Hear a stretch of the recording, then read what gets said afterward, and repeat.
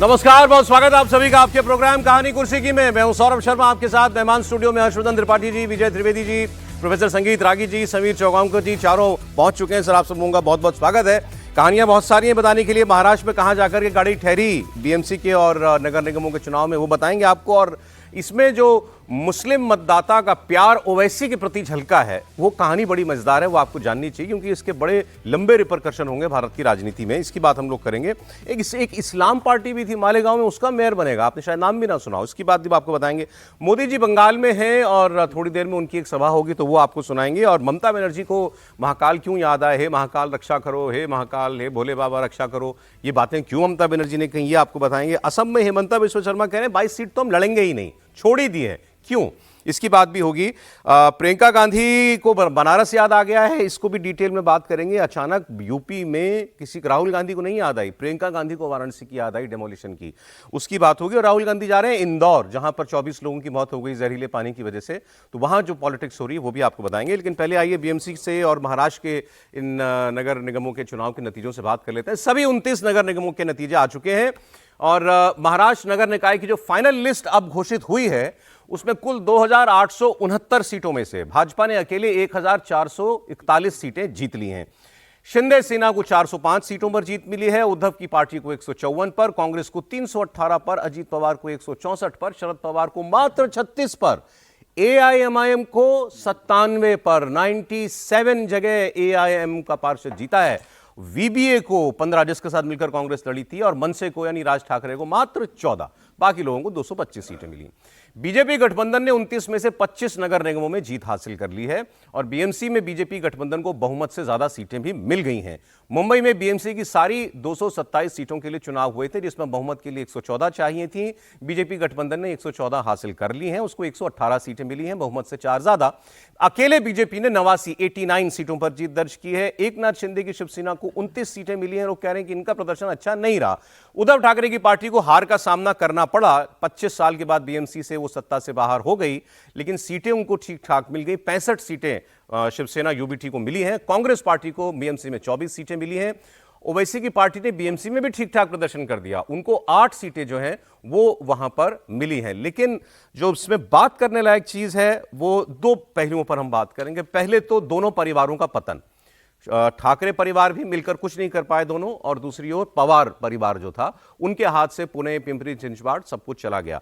तो ये एक तो जो फैमिली पॉलिटिक्स थी वो बीएमसी के इलेक्शन में पूरी तरीके से ध्वस्त हो गई, बात नंबर 1। और दूसरा, मुस्लिम वोटों का जो रुझान दिखाई दिया, उसकी बात हम लोग करेंगे। लेकिन पहले मैं आपको एक रिएक्शन दिखा देना चाहता हूं हारे हुए पक्ष का।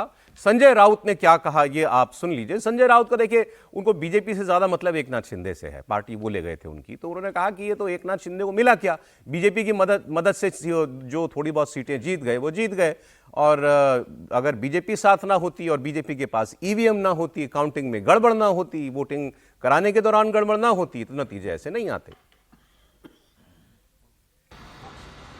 अगर ठाणे का इलाका छोड़ दिया तो एकनाथ शिंदे कहाँ है?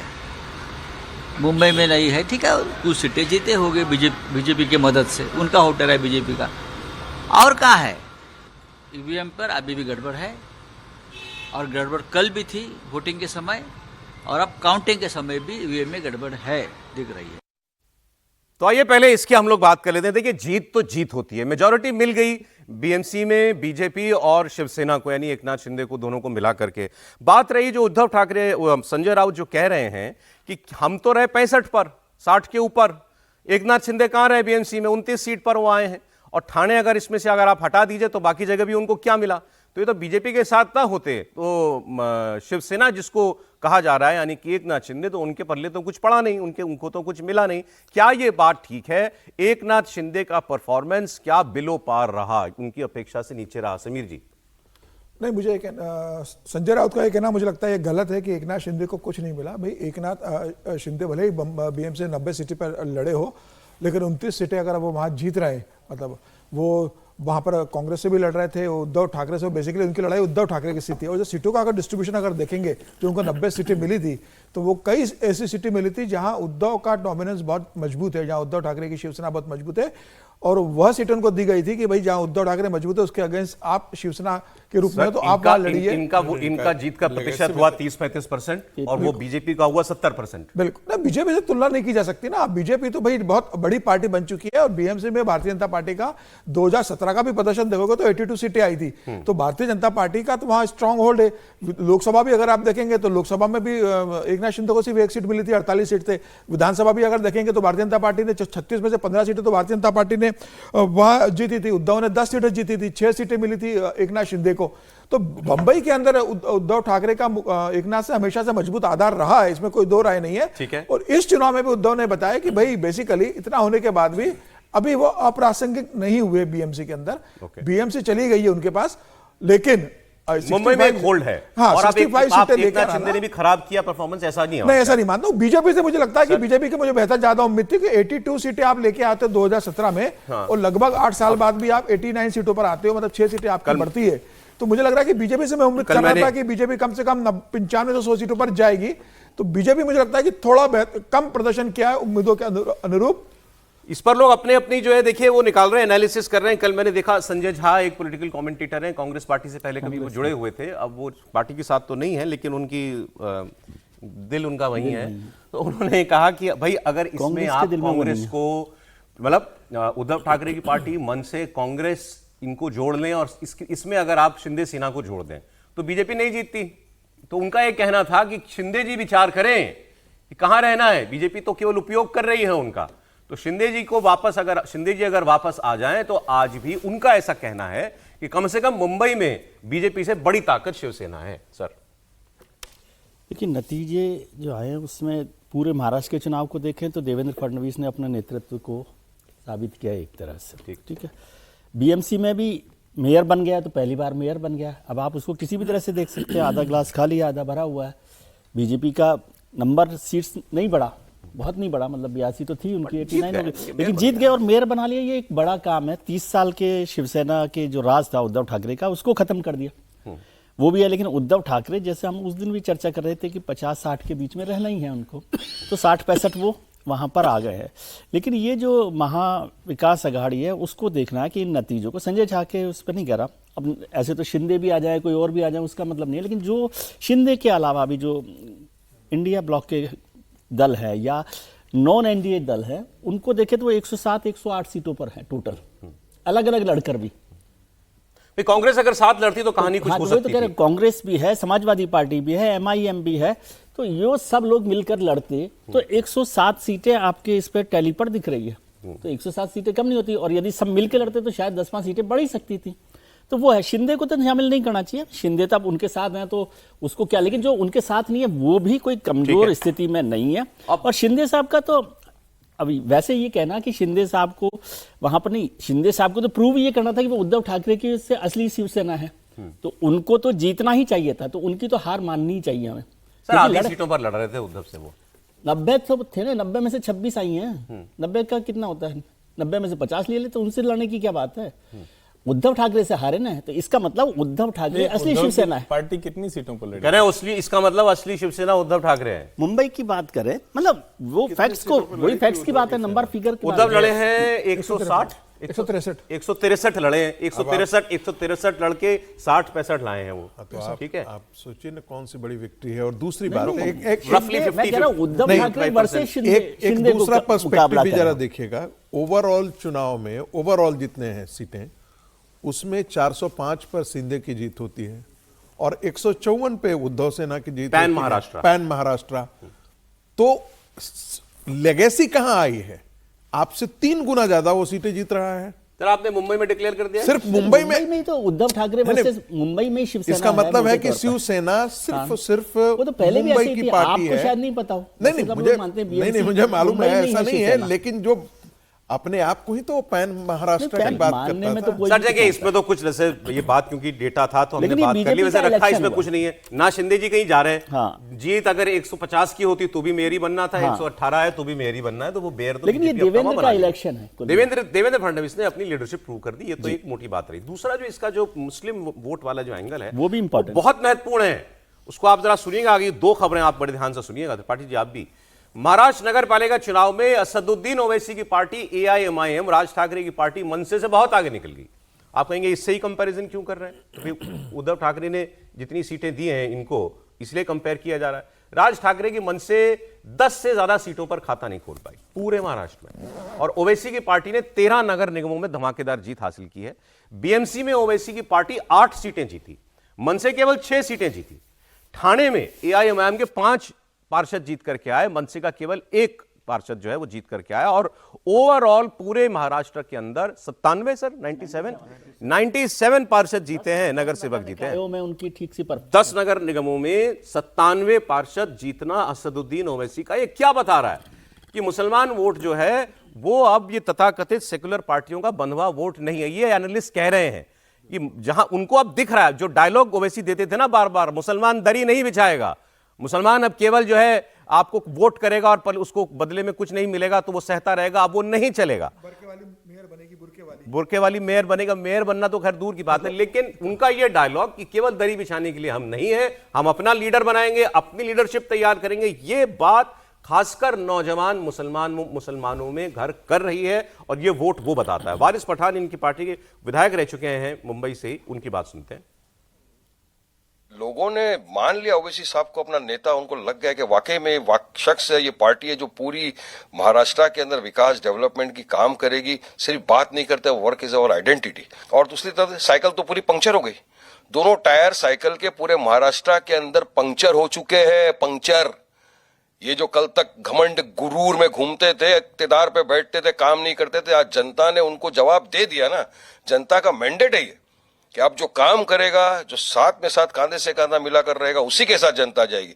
बाकी ऐसे खोखलों को तो सबक सिखा दिया पूरी जनता ने। अब किन खोखलों की बात कर रहे हैं ये? नहीं, अबू आपसे ये बात कर रहे हैं कांग्रेस की, ये बात कर रहे हैं उद्धव ठाकरे की। मुझे लगा उन्होंने कहा कि काम जो करेगा उसी को वोट मिलेगा, तो बीजेपी का अगला सुन लें सर, अगला और भी इंटरेस्टिंग है। मुस्लिम वोट की बात मैं कर रहा हूं। एक पार्टी बनी, शायद 2 साल हुए, Indian secular largest assembly of Maharashtra. कोई लॉजिक नहीं है इस नाम का, कोई लॉजिक नहीं है। बात यह थी कि उनको किसी भी बहाने इस्लाम पार्टी बनानी थी, तो नाम रख दिया ऐसा। ये नासिक जिले के मालेगांव में, और मालेगांव बड़ा चार्ज, मतलब धार्मिक तौर पर आप कहिए पोलराइजेशन के हिसाब से चार्ज इलाका है। मालेगांव महानगर पालिका में ये इस्लाम पार्टी सबसे बड़ी पार्टी बन गई भाई। इस्लाम पार्टी ने मालेगांव में 84 में से 35 सीटें जीती, और नंबर 2 पर कौन रहा? ओवैसी, 21 सीटें। मतलब दोनों मुस्लिम पार्टियां नंबर 1 नंबर 2 पर रहीं। एकनाथ शिंदे की शिवसेना को 18 सीटें मिली हैं, समाजवादी पार्टी को 5 मिली हैं, कांग्रेस को 3 मिली हैं। ये तो शुद्ध मुस्लिम वोट वाला इलाका था ना, शुद्ध। यहां कौन कौन जीता? नंबर 1 पर इस्लाम पार्टी, नंबर 2 पर ओवैसी, नंबर 3 पर वो जो हिंदू वोट होगा वो मिल गया शिंदे जी को, उसके बाद कांग्रेस, और उसके बाद बाकी लोग। मतलब कांग्रेस चौथे नंबर पर है यहां पर। इससे आप अंदाजा लगा लीजिए कि अब मुसलमान क्या सोच रहा है। और मुस्लिम बहुल इस शहर में बीजेपी को मिली है सिर्फ 2 सीटें ही। तो ये दोनों जगहों की मैं बात करना चाहता हूं। ओवैसी को मिली 97, और ये इस्लाम पार्टी जुम्मा भी कुछ दिन हुए, ये एनसीपी के एक नेता थे आसिफ शेख रशीद, इन्होंने अगस्त 2024 में ये पार्टी बनाई थी, उसका ये प्रदर्शन है। त्रिपाठी जी क्या बता रहे हैं? देखिए, एक तो बड़ी सीधी सी बात कि जितने तरह की अलग अलग बहस करते हैं डेमोग्राफी वाली, तो मुसलमान बढ़ेगा तो फिर मुसलमान ही जीतेगा, नंबर 1। नंबर 2 ये मुसलमान अब मुसलमान को ही जिताएगा। वो दिन खत्म हो गए जो वो कहते थे कि दूसरे को नेता मान लेंगे। अब आप उसको कहिए वो भरोसा नहीं रहा, वो उस तरह से काम नहीं किए, या जो भी वजह हो, लेकिन अब वो मुसलमान को जिताएगा। तीसरी जो सबसे बड़ी चीज है, उसको ये लगता है कि ये वक्त है अब हमारा एसर्ट करने का, यानी थोड़ा दबाव बनाने का है। वरना जरा सोचिए, नाम आप कुछ भी रखते, आपने इस्लाम पर इतनी बात की, दूसरी भी तो मुसलमान के नाम पे बनी है। देश में कोई हिंदू पार्टी सरवाइव नहीं कर रही, कोई अपने नाम में हिंदू महासभा कहाँ है पता नहीं है। आप बाहर के लोग लिखते हैं भाजपा को हिंदू पार्टी, लेकिन वो भी भारतीय जनता पार्टी है। यानी इन पार्टियों ने उसमें भी इंक्लूसिवनेस नहीं किया, वो अपनी मुस्लिम आइडेंटिटी के साथ हैं, इस्लाम और AIMIM। इसको जरा सोचना चाहिए, और आगे की जो डिबेट हो डेमोग्राफी से लेके सब चीजों को, उसकी बात करनी चाहिए। नंबर 1 तो ये सबसे महत्वपूर्ण है। दूसरा, महाराष्ट्र की पॉलिटिक्स के लिहाज से देखें तो ठीक है, अभी मैं सुन रहा हूं कि हर कोई अपने अपने तरीके से व्याख्या कर रहा है, और ठीक भी है। लेकिन भैया BMC जैसी जगह पे कम सीटें लड़के और आप अगर 89 सीटें भाजपा जीत रही तो सोचिए कितनी ताकत होगी। अकेले लड़ती तो हो सकता है 110 होती, 112 होती, या हो सकता है बहुमत ना पाती। तो रणनीतिक तौर पर देखें तो वहां वो ठीक है। उद्धव ठाकरे के लोग अभी भी हैं, क्योंकि मुंबई का एक बड़ा मराठी माणूस है जो उनके साथ है, लेकिन उद्धव जी ने तो राज ठाकरे को जिंदा कर दिया है। मैं तो कह रहा हूं इस पूरे चुनाव की जो सिल्वर लाइनिंग है वो यही है, राज ठाकरे को जिंदा कर दिया। जो राज ठाकरे विक्रम बेताल वाला मसला है, 6 सीट जीते मात्र।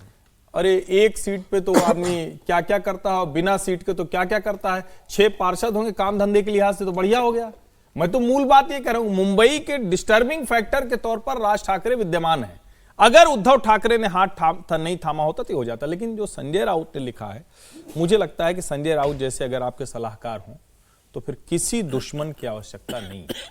जो व्यक्ति न रणनीति बना सकता हो, न मास लीडर हो, न कोई ऐसा बौद्धिक मैंने आज तक देखा हो, कार्यकारी संपादक भले हैं लेकिन कुछ ऐसा मैंने उनके भरोसे। और उद्धव ठाकरे और आदित्य ठाकरे, मैं बार बार कह रहा हूं, उनको मराठी मानुस क्यों पसंद करता है? क्योंकि वो गाली गलौज नहीं करते, वो लाठी लेके नहीं चलते। आदित्य को आप कुछ भी करें, वो अमित ठाकरे की तरह बात नहीं करता। अमित ठाकरे तो कहता है ट्रेन नहीं आने देंगे। तो पूरे चुनाव को जब आप एक लार्जर पर्सपेक्टिव में देखेंगे तो मुसलमान अपनी आइडेंटिटी के साथ इंटैक्ट है, भारतीय जनता पार्टी की जो एक इंक्लूसिव राजनीति थी वो दिख रही है, और मराठी मानुस मुंबई में, पूरे महाराष्ट्र में भले नहीं लेकिन मुंबई में उसको अभी भी लगता है कि शिवसेना बची रहनी चाहिए। ठीक है, आगे बढ़ते हैं। चलिए बंगाल की बात आपको बता दें। प्रधानमंत्री बंगाल में थोड़ी देर में उनकी सभा भी होगी, सुनाएंगे आपको। लेकिन बंगाल की बादशाहत कैसे पाए बीजेपी, ये उसका मिशन है। प्रधानमंत्री नरेंद्र मोदी इसकी अगुवाई वो खुद करने जा रहे हैं। 2 दिन के दौरे पर वो निकले हुए हैं, पश्चिम बंगाल और असम जाएंगे वो। प्रधानमंत्री Modi Malda town railway station पर भारत की पहली वंदे भारत स्लीपर ट्रेन को हरी झंडी दिखाएंगे थोड़ी देर में। ये हावड़ा से गुवाहाटी चलेगी।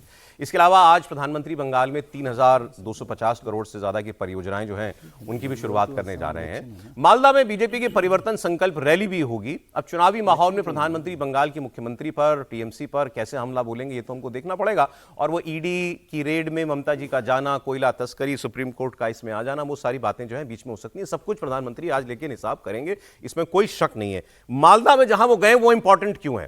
क्योंकि मालदा के लिए कल ममता बनर्जी ने यह स्टेटमेंट दिया कि मालदा में 90,000 मुसलमानों के वोट काटने की तैयारी कर रहा है चुनाव आयोग। 90,000। फिर उसमें उन्होंने इंक्लूड कर दिया कि दलितों के वोट काटे जाएंगे, राजवंशियों के वोट कटेंगे, मतवा समाज के वोट कटेंगे। कल आपने देखा था कई जगहों पर 2-3 दिनों से हिंसा चल रही थी। एक जगह पर बीडीओ का दफ्तर फूंक दिया गया था, एक जगह पर सड़क जाम कर दी गई थी, हाईवे, नेशनल हाईवे की, झारखंड में किसी माइग्रेंट वर्कर की मृत्यु हो गई थी। तो उसको लेकर के दंगा फसाद खूब वहां पर हुआ, पुलिस पर पथराव हुआ, ट्रेनें रोक दी गई। ममता जी ने दोनों मामलों पर यह कहा कि भाई लोगों का गुस्सा है, क्या करें, जायज है लोगों का गुस्सा। माइग्रेंट वर्कर बंगाली जो है मारा जा रहा है और वोट कट रहा है जबरदस्ती। केवल एक तबके के लोगों को बुलाकर, खासकर मुसलमानों को बुलाकर उनसे सबूत मांगे जा रहे हैं उनके नागरिक होने के, तो गुस्सा है उनका। उन्होंने जायज ठहरा दिया इन दोनों घटनाओं को, तो इसकी भी हम लोग बात करेंगे।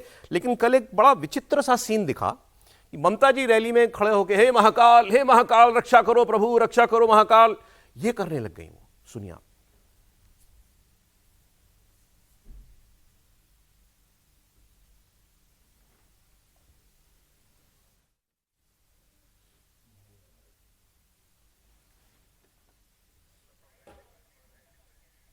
चले, बयान निकाला जा रहा है ममता बनर्जी का, लेकिन वो स्टेटमेंट सुनने लायक है। मिलते ही जरा लगाएगा। ये आप रैली स्थल की तस्वीरें देख रहे हैं जहां प्रधानमंत्री जो है वो पहुंचे हुए हैं, और बस प्रधानमंत्री की फोटो है बंगाल में। तो अभी वहां पर ममता बनर्जी का बयान निकालिएगा जरा, महाकाल वाला। मंच पर अभी कोई नहीं है। देखिए अभी तो प्रधानमंत्री के अलावा कोई ऐसा लीडर भी नहीं है ना। वही मैं यही बात करना चाहे जो ये आगे बयान।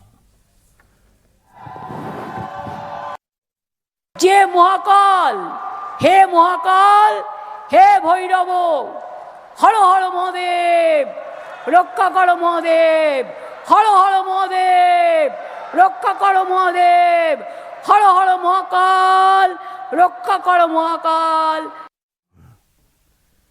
प्रोफेसर इतनी जोर से याद आए भगवान, मतलब भोले बाबा ममता जी को अचानक?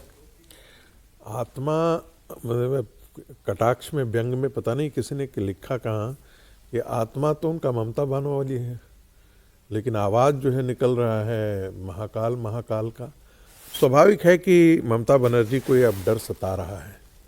उनको डर सता रहा है कि पश्चिम बंगाल में यदि वाकई हिंदुओं का पोलराइजेशन हुआ, और जिसकी संभावना बहुत दूर तक दिख रही है, बहुत इस कारण से भी कि जो कुछ भी मैं बार बार कह रहा हूं, जो कुछ भी बांग्लादेश में घटित हुआ है, इसकी कहीं न कहीं बंगाल के अंदर जो इसका भद्र लोक था, उस भद्र लोक में भी बंगाल के भद्र लोक, जो कि बड़ा एक कंसोलिडेटेड सेकुलर वोट माना जाता था बंगाल की राजनीति में, अपर वो कास्ट। पहले अपर कास्ट, वो खास करके वो सीपीएम के साथ जाता था।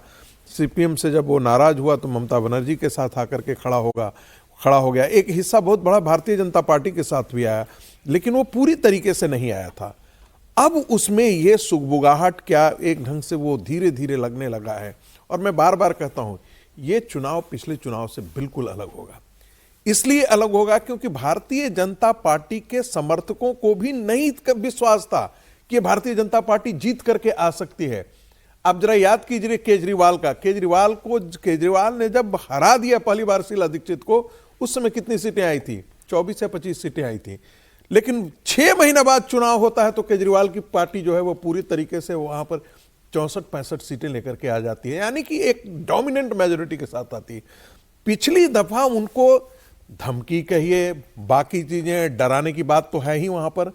उस तरह से हिंदू एग्रेसिव होकर के वोट देने भारतीय जनता पार्टी, आप कह रहे हैं बीजेपी बंगाल में उस टिपिंग पॉइंट पे आ चुकी है। ठीक है, ओके। अब इस चुनाव में कोई किसी को गलतफहमी नहीं होनी चाहिए। भारतीय जनता पार्टी एक सरकार बनाते हुए सरकार बनाएगी बीजेपी? बिल्कुल बनाएगी सर, ये डेट के साथ लोग याद रखते हैं? याद किस दिन बोले थे प्रोफेसर साहब? मैं फिर कह रहा हूं, ठीक है, फिर कह रहा हूं, ये जो बोल रही ममता बनर्जी, ये एक बार नहीं किया उन्होंने, ये वो बार बार इस किस्म के, जैसे उन्होंने भी ये महाकाल को याद किया, भगवान शिव को याद किया, वो बार बार स्टेटमेंट देती हैं। अब तो खुल के कह रही हैं कि मुझ पर लोग कहते हैं कि मैं तुष्टिकरण करती हूं, मैं केवल मुसलमानों के लिए काम करती हूं, मैं तो सबको मानती हूं। पहले भी उन्होंने कहा था मैं तो हर किसी की कोई धार्मिक कार्यक्रम होता है तो उसमें जाती हूं। कल भी उन्होंने कहा, ये तो गांधी जी कहते थे, ईश्वर अल्लाह तेरा नाम, तो मैं तो गांधी जी को फॉलो कर रही हूं ना, ईश्वर भी अल्लाह भी। लेकिन ये पहले नहीं होता था, इसी चुनाव में हो रहा है ये। क्यों समीर जी? निश्चित रूप से, और जिस तरीके से भारतीय जनता पार्टी ने वहां पर आक्रामकता से चुनाव प्रचार अभियान शुरू कर दिया, अमित शाह जी भी 3 दिन वहां रहकर आए, संगठन के स्तर पर संघ और भारतीय जनता पार्टी का संगठन जिस तरीके से वहां हिंदुत्व और हिंदू लोगों को इकट्ठा कर रहा है, और ममता बनर्जी को ये लग रहा है कि भाई अब ये राजनीति ऐसी नहीं है कि मैं सिर्फ मुस्लिम वोट के नाम पर जीतूं, लगातार मुस्लिम वोट मुझे मिलता रहा है, और एक जो भद्र लोग है बंगाल का, वो भी ममता बनर्जी को वोट करता रहा। ममता जी को लग रहा है कहीं ऐसा ना हो कि भाई मेरे ऊपर से मुस्लिम तुष्टिकरण का ठप्पा लग जाए और सिर्फ मुसलमान वोटर मेरे पास बचे और बाकी जो हिंदुत्ववादी लोग हैं वो भारतीय जनता पार्टी के पास चले जाए। तो ममता बनर्जी इस चुनाव को मुसलमान बनाम हिंदुत्व की लड़ाई नहीं करना चाहती। वो ये नहीं चाहती कि भाई मुझे मुसलमानों का प्रतिनिधित्व माना जाए और भारतीय जनता पार्टी को हिंदुत्व का प्रतिनिधित्व माना जाए। वोट का डर सता रहा है, निश्चित रूप से डर सता रहा है, और इसी कारण वो मंदिर का अंदर कर रही है, हर हर महादेव बोल रही है, सारे मंदिरों का कर रही है। देवी उत्सव के लिए जो पैसा बढ़ा दिया है ममता बनर्जी ने कि भाई देवी उत्सव होंगे उसके लिए हम पैसे बढ़ा के देंगे, तो ये बता रहा है कि वो उनका जो वोट बैंक है उसे छिटकने से डर रही है ममता। एक आपको मैं असम का बयान, क्योंकि प्रधानमंत्री बंगाल के बाद असम जाएंगे, सर आप दोनों पे कमेंट कर दीजिएगा, वो लेकिन बहुत महत्वपूर्ण है, उसको आप सुनिए। बहुत शानदार। चीफ मिनिस्टर ने जो कहा, हेमंता बिश्व शर्मा ने, कितनी 126 सीटें हैं शायद असम में, 126 में, और वो कह रहे हैं हम 22 सीटों पर कैंडिडेट नहीं देंगे। चीफ मिनिस्टर हेमंता बिश्व शर्मा ने कहा कि 22 सीटों पर हम कैंडिडेट नहीं देंगे। पूछा क्यों नहीं देंगे? कहा जहां हमारा समर्थक वर्ग ही नहीं है, जहां कोई सपोर्ट ही नहीं है, वहां हम लड़के क्या करेंगे, हम बाकी जगह पे फोकस करेंगे, हमारे किसी एलआई को इंटरेस्ट हो तो वो लड़ ले। आसाम की 22 सीटों पर बीजेपी उम्मीदवार नहीं देगी, ये डिक्लेयर कर दिया वहां के चीफ मिनिस्टर ने, हेमंता बिश्व शर्मा ने। सुने देखिए, जहां हमारा सपोर्टर नहीं है वहां हम कैंडिडेट देख के क्या करेगा। तो हमारा कोई फ्रेंडली पार्टी लड़े तो लड़े, हम लोग वहां लड़ने से तो हमें क्यों वोट दें। एक लाइन विजय जी बोले उससे पहले बोल दूं, मुख्यमंत्री हेमंता बिश्व शर्मा का फंडामेंटल क्लियर है, बाकी लोग अपना फंडामेंटल ठीक करें। मुख्यमंत्री हेमंत बिश्व शर्मा को अच्छी तरीके से पता है वो क्यों बोल रहे हैं। भाई वो उनको पता है मुस्लिम सीटों के लिए कह रहे हैं हम 22 जगह पे कैंडिडेट देने का भी हमारा कोई इरादा नहीं है, क्योंकि कोई फायदा नहीं है। लेकिन ऐसा बयान कोई देता नहीं है, आपको जीत की उम्मीद ना हो तो भी आदमी कैंडिडेट देता है। वो कह रहे हैं हमको मतलब नहीं है इससे, हमको चुनाव जीतना है, हमको मालूम है वोट कहां से आएगा, वहीं पर हम करेक्ट लोग बोलना चाहता है। कैसे देखते हैं स्टेटमेंट? मैंने तो कभी ऐसा बयान नहीं सुना किसी का।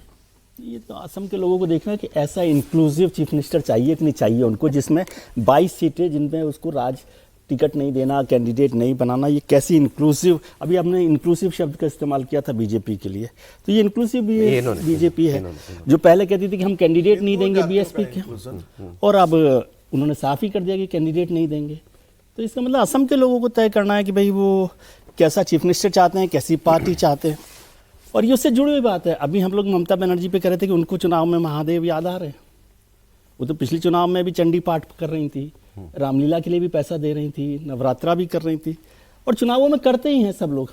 मतलब ममता कर रही हैं, ये चुनावी नहीं है ऐसा नहीं कहा जा सकता, लेकिन वो अपनी उस इमेज को, जो नैरेटिव, उसको आप इंक्लूसिव मानते हैं? नहीं, इंक्लूसिव नहीं है, लेकिन वो उस तरह से नहीं कर रहे ना। इंक्लूसिव मतलब चुनाव के लिए वो कर रही हैं, लेकिन ये तो नहीं करेंगे मैं हिंदुओं के वोट नहीं मांगूंगी या मुसलमानों के वोट पर ही चलूंगी। अभी कह रहे हैं क्लैरिटी की बात है भाई, जहां वोट नहीं मिलता वहां हाँ तो ठीक है, मैं इसमें उन पर आपत्ति थोड़ी कर रहा हूँ, मैं तो ये कर रहा हूँ असम के लोगों को तय करना है कि कैसे जाना है, कैसे नहीं जाना। लेकिन ममता बनर्जी यदि हर हर महादेव कर रही है तो इसमें भी क्या आपत्ति है? अभी तक तो हम कह रहे हैं कि तुष्टीकरण कर रहे हैं, महादेव कर रहे हैं, तो भी आपत्ति दोनों है। मुद्दों पर बात आपकी आ जाए। देखिए, राजनीतिक तौर पर कतई ये उचित नहीं है, और हेमंत बिश्व शर्मा को हम लोगों ने लगातार सुना, एक इंटरव्यू में उन्होंने कहा कि वो हमको किडनी दे देगा, मुसलमानों के बारे में उन्होंने कहा कि वो हमको किडनी दे देगा लेकिन वोट नहीं देगा। 10 साल लगेगा, 10 साल बाद उसको समझ में आ जाएगा कि हम क्या सही कर रहे हैं, तो वोट देने लगेगा।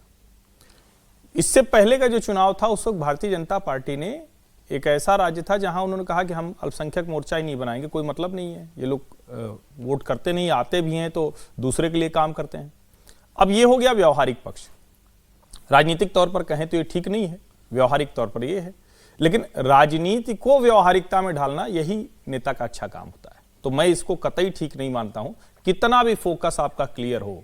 फोकस अटल जी का भी क्लियर था, अडवाणी जी का भी क्लियर था, मोदी जी का भी क्लियर है, लेकिन क्या गुजरात में कॉर्पोरेटर ज्यादा मुसलमान जीत के आने लगे भारतीय जनता पार्टी की? तो मुझे लगता है कि ये कतई ठीक नहीं। हाँ, आपको जहां लगता है वहां ज्यादा ताकत से लड़िए, ज्यादा मजबूती से लड़िए, वो बेहतर है। एक छोटा सा कमेंट, क्या बंगाल में जो प्रोफेसर साहब ने कहा बीजेपी टिपिंग पॉइंट पे आ गई है, यही ममता जी को महाकाल की याद दिला रहा है? देखिए, जिस राज्य में सत्ताधारी पार्टी के लोग कहते थे कि अरे ये तो दुर्गा माता, काली माता का देश है, यहाँ कहाँ राम जी की बात करते हो, और अगर रामकृष्ण शिव की याद आने लगे, कोई भोले, हर हर महादेव ये सब करने लगे, तो भय तो लग रहा है। अब वो कहाँ तक लगेगा ये देखने की बात है। सर ब्रेक की बात कर लें। ब्रेक एक लाइन बोल दूं सर। मुसलमान खुल करके वोट जिहाद के साथ खड़ा है जी, और इसके बावजूद भी यदि आप कहें कि हम इंक्लूसिव बात करेंगे। बात करते हैं अब यूपी की और अखिलेश यादव के एक बयान की जो कल से बहुत सुर्खियों में चल रहा है। अखिलेश यादव ने विपक्षी दलों को बीजेपी से सीखने की नसीहत दी है, लेकिन वो बीजेपी की तारीफ नहीं कर रहे थे, वो टॉन्ट रहे थे, तंज कस रहे थे, लेकिन जो कहा वो बात बड़ी अहम थी। उसने कहा कि बीजेपी से आपको बहुत कुछ सीखना पड़ेगा, ये केवल एक पॉलिटिकल पार्टी नहीं है, ये राजनीति को बड़े पेशेवर तरीके से लागू करती है। अगर बीजेपी को हराना है तो बाकी राजनीतिक दलों को भी उसी की तरह पेशेवर राजनीति करनी पड़ेगी, प्रोफेशनल पॉलिटिक्स करनी पड़ेगी। उन्होंने कहा कि कौन सी ऐसी पार्टी है जो बिल्कुल डेटा देख के, क्या डेटा है, कहां कौन सा वोटर है, किस वर्ग का है, उस तरीके से वो चुनाव लड़ती हो, कोई पार्टी ऐसा नहीं करती, बीजेपी ऐसा करती है। और उन्होंने कहा कि अगर ऐसे में कोई भी दल बीजेपी को अगर हराना चाहता है तो उसको उसी स्तर पर जाकर, डिटेल में जाकर, प्रोफेशनल तरीके से इलेक्शन लड़ना पड़ेगा। सीखने को भी बहुत कुछ है।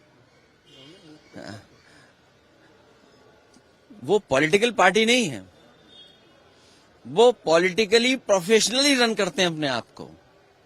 और जो नया जमाना है डाटा चोरी का, कभी सोचा था आपने 5 साल पहले, 3 साल पहले कि इलेक्शन होने जा रहा हो, कोई पॉलिटिकल पार्टी अपनी एजेंसियां लगाए और डाटा चोरी करने के लिए जाए? तो ये नए तरह की चीजें हैं। प्रोफेशनल पॉलिटिक्स करती है बीजेपी प्रोफेशनल गिनती करके, डेटा पे एक एक बिंदी बैठा करके तब फैसला लेते हैं। इसलिए जिसको हराना है बीजेपी को, उसको उसी तरीके से तैयारी करनी पड़ेगी। और बीजेपी का रिसोर्सेज की कोई कमी नहीं है, उड़ीसा उनके हाथ में है, तो रिसोर्सेज की कहां कमी होगी? तो ये अखिलेश जी की बात करते हैं। जो तस्वीरें अभी आप देख रहे हैं, अभी आ रही हैं, वो तस्वीरें हैं मालदा में प्रधानमंत्री का जो कार्यक्रम है, सभा से पहले वहां वो पहली वंदे भारत स्लीपर ट्रेन को हरी झंडी दिखा रहे हैं। ये मालदा से गुवाहाटी के बीच में चलेगी, वहां की ये तस्वीरें इस वक्त आप देख रहे हैं। इसके बाद उनकी सभा है वो होगी। अब अखिलेश यादव की बात कर लेते हैं। कर वो बुराई रहे थे कि जीतते चोरी से हैं बीजेपी वाले, लेकिन बड़े प्रोफेशनल तरीके से ऑपरेट करते हैं। कैसे देख रहे हैं त्रिपाठी जी स्टेटमेंट को? पता नहीं, मैं कभी कभी अखिलेश जी को लेकर, देखिए कभी कभी उनकी प्रशंसा करने का भी मन होता है, क्योंकि वो बड़े खुले मन से सब कुछ कर देते हैं। जैसे SIR वाला भी जो उन्होंने पोस्ट कर दिया, किसी और विपक्षी पार्टी के नेता ने वैसे BLO के साथ बैठ के नहीं किया, तो अच्छा काम करते हैं। कभी कभी लगता है कि अखिलेश ठीक भी हैं, मतलब उनके मन में कुछ ठीक रहा होगा, लेकिन शायद वो दबाव रहता होगा। अब एक जो इनकी तंज की आदत है, उसमें वो कई बार समझते हैं कि हम ऐसा महान तंज कर दे रहे हैं कि एकदम तीर लग जाएगा, लेकिन तीर नहीं है वो, मतलब कुछ और कहते हैं, उलट जाता है तो कुछ ऐसा हो जाता है। जब आप कह रहे हैं कि वो प्रोफेशनल है, हम लोग आज के समय में, और जिस नौजवान, युवा, जेनजी जिस नाम से आप जानते हो, तो उसको क्या कहते हैं कि यार ये बड़ा प्रोफेशनल अप्रोच रखता है, कमाल का काम करता है, इतना एक्सपर्ट है, प्रोफेशनली एक एक काम करता है, चूक नहीं हो सकती। यानी आप जब किसी भी पैरामीटर पर जिसको कहते हैं ना कि सबसे अच्छा काम करेगा, तो वो बेस्ट प्रोफेशनल कहा जाएगा। ये लापरवाह आदमी है, इससे तो प्रोफेशनली काम कोई हो ही नहीं सकता, बड़ा अनप्रोफेशनल आदमी यार, इससे कोई काम कह दो तो आप उम्मीद मत करना कि वो हो जाएगा। यानी वो आदमी जो जिम्मा नहीं लेता है, गैर जिम्मेदार, नकारा, नालायक, वो अनप्रोफेशनल होता है। अब आज के बच्चे तो यही समझ रहे होंगे। ये आप किसको कह रहे हैं? मैं किसी को कह नहीं रहा हूं, मैं सिर्फ अखिलेश जी के कहे की व्याख्या कर रहा हूं। तो अब जो प्रोफेशनल है, इसका मतलब वो बहुत अच्छे से काम करता है। और अभी ये जब खबर चल रही थी तो विजय जी हम वही हंस रहे थे, कह के रे पागल है, सारी रात पढ़ता रहता है, ये कोई तरीका हुआ? सारी रात पढ़ेगा तो पास हो ही जाएगा अच्छे नंबर से, टॉप भी कर जाएगा। अरे भाई कोई बात हुई? तो ये वही हाल है कि वो बहुत प्रोफेशनल हैं, एक एक डेटा, एक एक चीज, एक एक सीट। कल ही एक खबर चल रही थी, मेरे ख्याल से महाराष्ट्र में कोई एक जगह छूट गई या क्या था, कोई नगर परिषद का इलेक्शन था, तो जब ये BMC के नतीजे आ रहे थे, उस वक्त वो खबर आई थी कि फलानी जगह पर बीजेपी की कोर कमेटी ने अगले चुनाव की तैयारी शुरू कर दी है। तो लोग कह रहे थे यार गजब हो यार, एक का नतीजा तो पूरा आ जाने दो, तुम अगले एग्जाम की तैयारी में लग गए। अब क्या अखिलेश यादव उसकी ओर कह रहे थे। बाकी जो तंज वाली बात है, वो अगला तंज आप देख लीजिए अखिलेश जी का। कल मुख्यमंत्री योगी जी किसी कार्यक्रम में गए थे, शायद किसी यूनिवर्सिटी कार्यक्रम में, हाँ गोरखपुर यूनिवर्सिटी में। अच्छा। तो वहाँ इंटर यूनिवर्सिटी बास्केटबॉल टूर्नामेंट चल रहा था, उसमें तो हाँ, तो वहाँ उन्होंने भी, भाई नेता लोग करते हैं, वहाँ गए, योगी जी ने भी एक बार गेंद उछाल के देख ली जाती कि नहीं जाती इसमें, तो नहीं गई। नहीं योगी जी एक ही बार में फेंके, गजब के निशानेबाज हैं। वो तो अच्छा पूरा बास्केट देख लेते हैं, गई प्लेयर भी। सवाल ये नहीं है कि योगी जी बास्केट कर पाए कि नहीं कर पाए, देखिए एक बार में गई। नहीं तो उन्होंने वो निकाला जब नहीं गई अखिलेश जी ने, उन्होंने वो वाला शॉट निकाला जिसमें नहीं जा रही थी, तो उस पर उन्होंने लिखा कि अगर बुलडोजर पर चढ़ के फेंकते तो शायद चली जाती बास्केट में। ये उनका पोस्ट है। तो यूपी में अलग किस्म की जो नहीं, लेकिन भैया बाबा जी का निशाना बढ़िया है। अखिलेश जी को सोचना चाहिए तंज इस तरह करने से, बहुत शानदार निशाना है। अगर वो बास्केटबॉल मार सकते हैं तो फिर वो क्या बुलडोजर चढ़ जाएंगे तो और कुछ कर देंगे। सर क्या ये वो जो राजनीतिक निशाना कोई कम नहीं बिल्कुल है, दुरुस्त है। अखिलेश जी कह रहे हैं बीजेपी बड़ी प्रोफेशनल अप्रोच से लड़ती है। कल रात को ये महाराष्ट्र के चुनाव में एक प्रोग्राम में मैं शामिल था, तो उसमें ये बहुत बात हुई, मतलब जो अखिलेश जी कह रहे हैं ना उससे थोड़ा सा आगे, ये तो पार्टी जो है कार्यकर्ताओं को पूरा लगा देती है, नेता सारे उतर जाते हैं, सारी ऐसे कहते हैं। तो मैंने एक सवाल पूछा था हमारे मित्र से कि क्या ये राजनीतिक अपराध की श्रेणी में आता है कि हम मेहनत कर रहे हैं? मतलब वही बात मैं अभी कर रहा था कि कोई मेहनत कर रहा है, इसको राजनीतिक अपराध की श्रेणी में आप डालेंगे क्या? कि अरे ये तो बताइए क्यों जीतेंगे क्यों नहीं, पूरी कार्यकर्ता देख रहे हैं, डाटा ला रहे हैं, फिर पार्टी के नेता भी जा रहे हैं, फिर सब लोग लगे हुए हैं, तो वो तंज चलता रहता है कि ठीक है, बल्कि इससे सीखना ही है। यदि अखिलेश जी करें तो खुद भी सीखें और लोगों को भी सिखाएं, नहीं तो फिर वो SIR पर इतना वो नहीं करते, उसको लगा लेते कि भाई उसी तरह से काम किया जाए। बास्केट पर काम कर रहे हैं, लेकिन फिर भी मध्य प्रदेश, उत्तर प्रदेश की राजनीति बेहतर ही है कि इस तरह से तंज से भी चलता रहे। तो ठीक है, बुलडोजर पर चढ़ जाते तो बुलडोजर का भी निशाना योगी जी का ठीक है, बास्केटबॉल का भी निशाना ठीक। मैं कह रहा हूं कि देखिए अखिलेश जी कहना तो वही चाह रहे थे, वो अच्छी ही बात कहना चाहते थे, लेकिन उनको लगा कि पॉलिटिकली ये इनकरेक्ट हो जाएगा, तो लास्ट में तंज को जोड़ दिया उन्होंने। ये स्वाभाविक है कि आज के दिन में जिस प्रकार से प्रोफेशनल तरीके से भारतीय जनता पार्टी काम करती है, सीटों को लेकर, सीटों के चुनाव को लेकर के, कॉन्स्टिट्यूएंसी वाइज, कम्युनिटी वाइज क्या डेटा है, किस बूथ पर कितना डेटा है, ये सारी चीजें पहले भी लोग करता था, लेकिन जिस प्रोफेशनल तरीके से भारतीय जनता पार्टी करती है, कौन हमारा एकदम पक्का वोटर है, कौन हमारा वोट जो है वो नहीं देता है, कौन है जो फ्लोटिंग वोटर है, इस प्रकार का कैटेगराइजेशन करके और उस पर काम करना, ये तो जब हमने देखा तो लगा इस चुनाव के अंदर, बिहार के चुनाव में हमने कुछ ये झलक देखने को मिली। ये तो क्या वाकई और बहुत पार्टियां प्रोफेशनल और है। पार्टियां ये काम नहीं करती क्या? मैंने नहीं देखा है, हो सकता है वो भी करती होंगी, मैं ये नहीं कह रहा हूँ कि देखिए एक बात बताइए, जब आप आईपैक की बात आप कर रहे हैं और प्रशांत किशोर को सब हायर कर रहे हैं, बंगाल में हो रहा है वो भी कर रहे होंगे, लेकिन उनका हो जाता है कि जब वो करते हैं तो फिर प्रोफेशनल पर ही वो डिपेंडेंट रहते हैं। भारतीय जनता पार्टी सिर्फ प्रोफेशनल पर डिपेंडेंट नहीं रहती है, उसके पीछे हेमंती नंदन बहुगुणा जी एक बहुत अच्छी बात कहते थे। वो कहते थे कि मुझे राष्ट्रीय स्वयंसेवक संघ का जैसे संगठनों का समर्थन मिल जाए तो फिर कुछ करने की हमारे लिए जरूरत नहीं है। ठीक है, अपना पैसा, अपना खाना, अपना खर्चा करके और अपना श्रम लगा करके कोई पार्टी के लिए, किसी पार्टी के लिए काम करने वाली एक इतनी बड़ी फौज जो होती है साथ। अब यूपी में लेकिन सर एक लाइन जोड़ दूं, संघ सिर्फ बीजेपी के लिए काम नहीं करता सर, मतलब संघ की छवि नहीं कि उससे बीजेपी के लिए ही काम करता है। संघ अपने संस्था, अपने अनुशासित संगठनों के लिए, अपने लिए भी काम करता है। कभी चुनाव कभी लगा तो संघ मदद कर देता है, लेकिन संघ का मूल उद्देश्य किसी राजनीतिक दल के लिए काम करना नहीं है। अच्छा, वो सर मैं आपके पास आ रहा था, मैं वो जरा यूपी की दो खबरें और मैं बताना चाहता था। यूपी में अब चूंकि उन्होंने बुलडोजर का जिक्र कर दिया, तो यूपी में बुलडोजर खूब चल रहा है, खासकर बनारस में चल रहा है, वाराणसी में। मणिकर्णिका घाट पर जो है काफी डिमोलिशन का काम चल रहा है, वो तस्वीरें आप देख रहे हैं। इसको कांग्रेस और समाजवादी पार्टी ने बहुत बड़ा मुद्दा बनाया है और अखिलेश यादव ने कहा है कि अविनाशी काशी ही भाजपा के विनाश का कारण बनेगी। प्रियंका गांधी की इस पर इंटरव्यू, ये इंपॉर्टेंट है। अभी हम लोग लगातार बात कर रहे थे कि उनको जो है असम का स्क्रीनिंग कमेटी का चेयरमैन बनाया गया, यूपी में कांग्रेस पार्टी ने उनके जन्मदिन पर अपने प्रोग्राम लॉन्च किए, तो मतलब उत्तर प्रदेश में प्रियंका जी की एंट्री होने वाली थी। मुझे लग रहा है इस पोस्ट से वो हो गई है। उन्होंने लिखा, देश की धार्मिक और ऐतिहासिक धरोहरों को मिटाना घोर पाप है। इससे पहले भी बनारस में रेनोवेशन के नाम पर कई सदी पुराने अनेक मंदिर ध्वस्त किए जा चुके हैं। काशी की धार्मिक, आध्यात्मिक और सांस्कृतिक पहचान मिटाने की साजिश हो रही है, ये बंद होना चाहिए। फिर वो सारी तस्वीरें उन्होंने उसके साथ लगाई, वो विजुअल जरा स्क्रीन पर दे दीजिएगा। इसके अलावा एक दाल मंडी इलाका है, वहाँ पर भी काफ़ी डेमोलिशन की कार्रवाई हो रही है और सोशल मीडिया पर बहुत सारे वहाँ से बयान जो हैं वो आ रहे हैं। इसमें लोग जो है, लोकल लोग जो भी, भाई जिसके मकान टूट रहा है, दुकान टूट रही है, वो तो परेशान ही होगा ना, वो तो रोएगा ही। हेरिटेज का भी मसला। हाँ, उसमें एक जगह किसी ने कहा कि भाई गलियों को चौड़ी करने का क्या मतलब है, सड़कें चौड़ी होती हैं, गलियां चौड़ी कब से होने लगी। मैं एक महिला का कल ये बयान भी देख रहा था, एक आदमी कह रहा था कि देखो मेरे पास तो नगर निगम का भी कागज़ है, मेरे पास हाई कोर्ट का स्टे भी है, तो भी मेरा घर गिराने के लिए आ गए, मुझको नोटिस दे दिया है। तो ये जो हो रहा है वहाँ पर, अब बुलडोजर तो पहली बार नहीं चल रहा, लेकिन यूपी में बनारस में भी पहली बार नहीं चल रहा है, इसके पहले भी चला है बनारस में। जब काफी विश्वनाथ मंदिर जब बनाता था उसका चौड़ीकरण किया गया था। और मुझे लग रहा है अगर प्रियंका गांधी कह रही है तो प्रियंका गांधी का तो पहले मतलब कांग्रेस के गिरेबान में झांकना चाहिए ना। ये तो वही कांग्रेस है ना जो कहती है कि सनातन डेंगू मलेरिया है, सनातन को खत्म हो जाना चाहिए। इनके राष्ट्रीय अध्यक्ष के बेटे जिस तरीके से बयान देते तब तो प्रियंका गांधी कहती नहीं है कि भाई सनातन और इसके खिलाफ इस तरीके से बयान दिया जा रहा है। और कांग्रेस का सनातन से क्या लेना देना।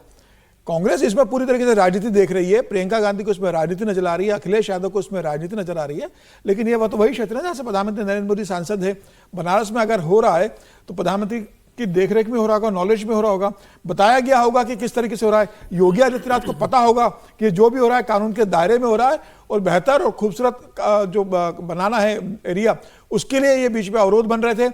इनको हटा के कहीं शिफ्ट किया जा रहा होगा, इनको उसका मुआवजा दिया गया होगा, जो कीमत है उससे ज्यादा पैसा इनको दिया गया है, दूसरी जगह इनको जमीन और घर देने की व्यवस्था की गई है। तो उसके बाद अगर सरकार कर रही है तो जो मुझे लगता है इसमें क्या गलत है। इसको सिर्फ यह कह देना कि भाई सनातन के खिलाफ, वो मंदिरों के खिलाफ किया जा रहा है, मुझे लगता है कि ये गलत है। तो वो कुछ लोकल्स की नाराजगी को आपको बड़ा मुद्दा नहीं मानते? किसी का भी घर टूटेगा तो नाराज होगा। जब विश्वनाथ कॉरिडोर मंदिर के लिए जब जगह खाली करवाई गई तब भी लोगों ने विरोध किया था, लेकिन 5 गुना दाम पर आपको पैसा दिया गया, दूसरे के शिफ्ट किया गया। आज वो लोग भी खुश है और आज मंदिर भी शानदार बन गया। इस पर हाँ बोलिए सर। देखिए, ये बिल्कुल ठीक बात है कि कोई भी जगह जब ठीक उसको करना है तो बुलडोजर चलेगा। यानी अगर आपको विकास करना है तो तोड़फोड़ भी करनी पड़ती है। काशी विश्वनाथ धाम के समय भी, चूंकि बनारस में हर घर में मंदिर है, बहुत सी ऐसी चीजें हैं, तो लोगों की भावनाएं जुड़ी हुई हैं। ये सच है कि उनको बहुत मुआवजा दिया गया, सब कुछ बहुत अच्छा हो गया, काशी बदल गया।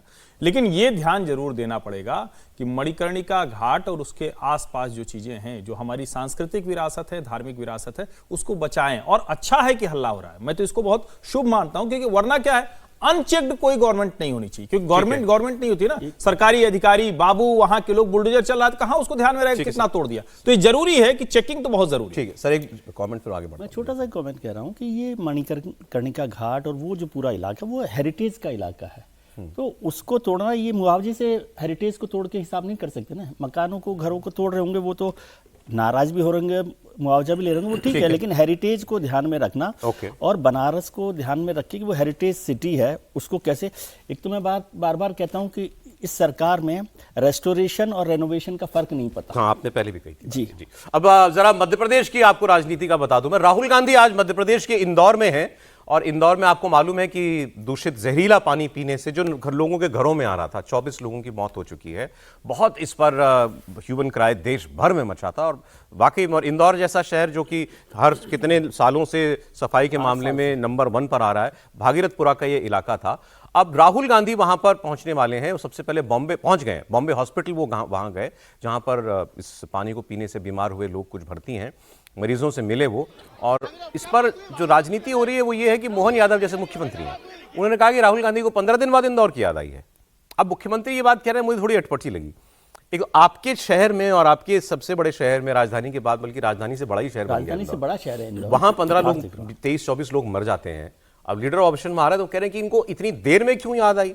अच्छा, ये भी कंट्रोवर्सी चल रही है कि राहुल गांधी शायद पहले जाने वाले थे लेकिन उनको परमिशन नहीं मिली थी, तो शायद उनको परमिशन मिल गई। मुझे बयान एक दिखा सुमित्रा महाजन का, पूर्व लोकसभा स्पीकर, उन्होंने कहा कि अगर लीडर ऑपोजिशन आना चाहते हैं तो उनको आने देना चाहिए, ये उनका काम है। तो हम भी ऑपोजिशन में रहे हैं इतने वक्त तक, हम भी यही काम करते, तो राहुल गांधी को भी ये काम करने देना चाहिए, उनको नहीं रोकना चाहिए। एनीवे, वो आज वहां पर वो पहुंच गए। मोहन यादव का बयान सुना रहा हूं आपको। इंदौर की आड़वा की सांसद रही है सर।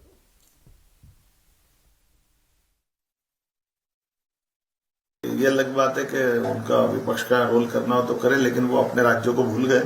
कर्नाटक जाए, हिमाचल जाए, जहां जहां उनकी सरकारें, वहां क्या हाल है। कर्नाटक में भी अभी 2 महीने पहले लोग मेरे जाए ना, राहुल गांधी एक बार धरना देने अपनी सरकार के खिलाफ। लेकिन कोई बात नहीं, ये लाशों पर राजनीति जनता सब जानती है, इसलिए लंबे समय से मध्य प्रदेश से कांग्रेस बाहर है और कांग्रेस को आधार मिलने वाला नहीं।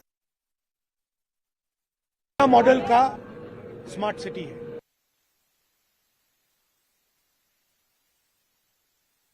लोगों को डराया जा रहा है, अलग अलग शहरों में यही हो रहा है।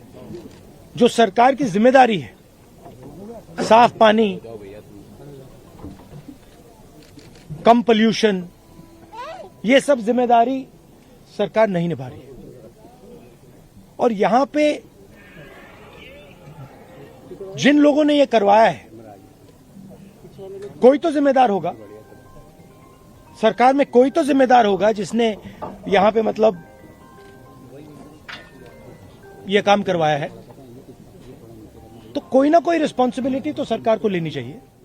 अब सरकार कह रही है हमने तो बड़ा सख्त एक्शन लिया, कई सारे अफसर जो हैं वो सस्पेंड हो गए, शायद निकाल भी दिए गए सर्विस से। ये मामला क्या है कि पानी की पाइपलाइन जो है वो सीवरेज की पाइपलाइन से, वो पानी की पाइपलाइन फट गई, उसमें सीवर का पानी मिक्स हो गया और एक पूरे इलाके के अंदर वो जाने लगा, उससे ये सारा मामला हुआ।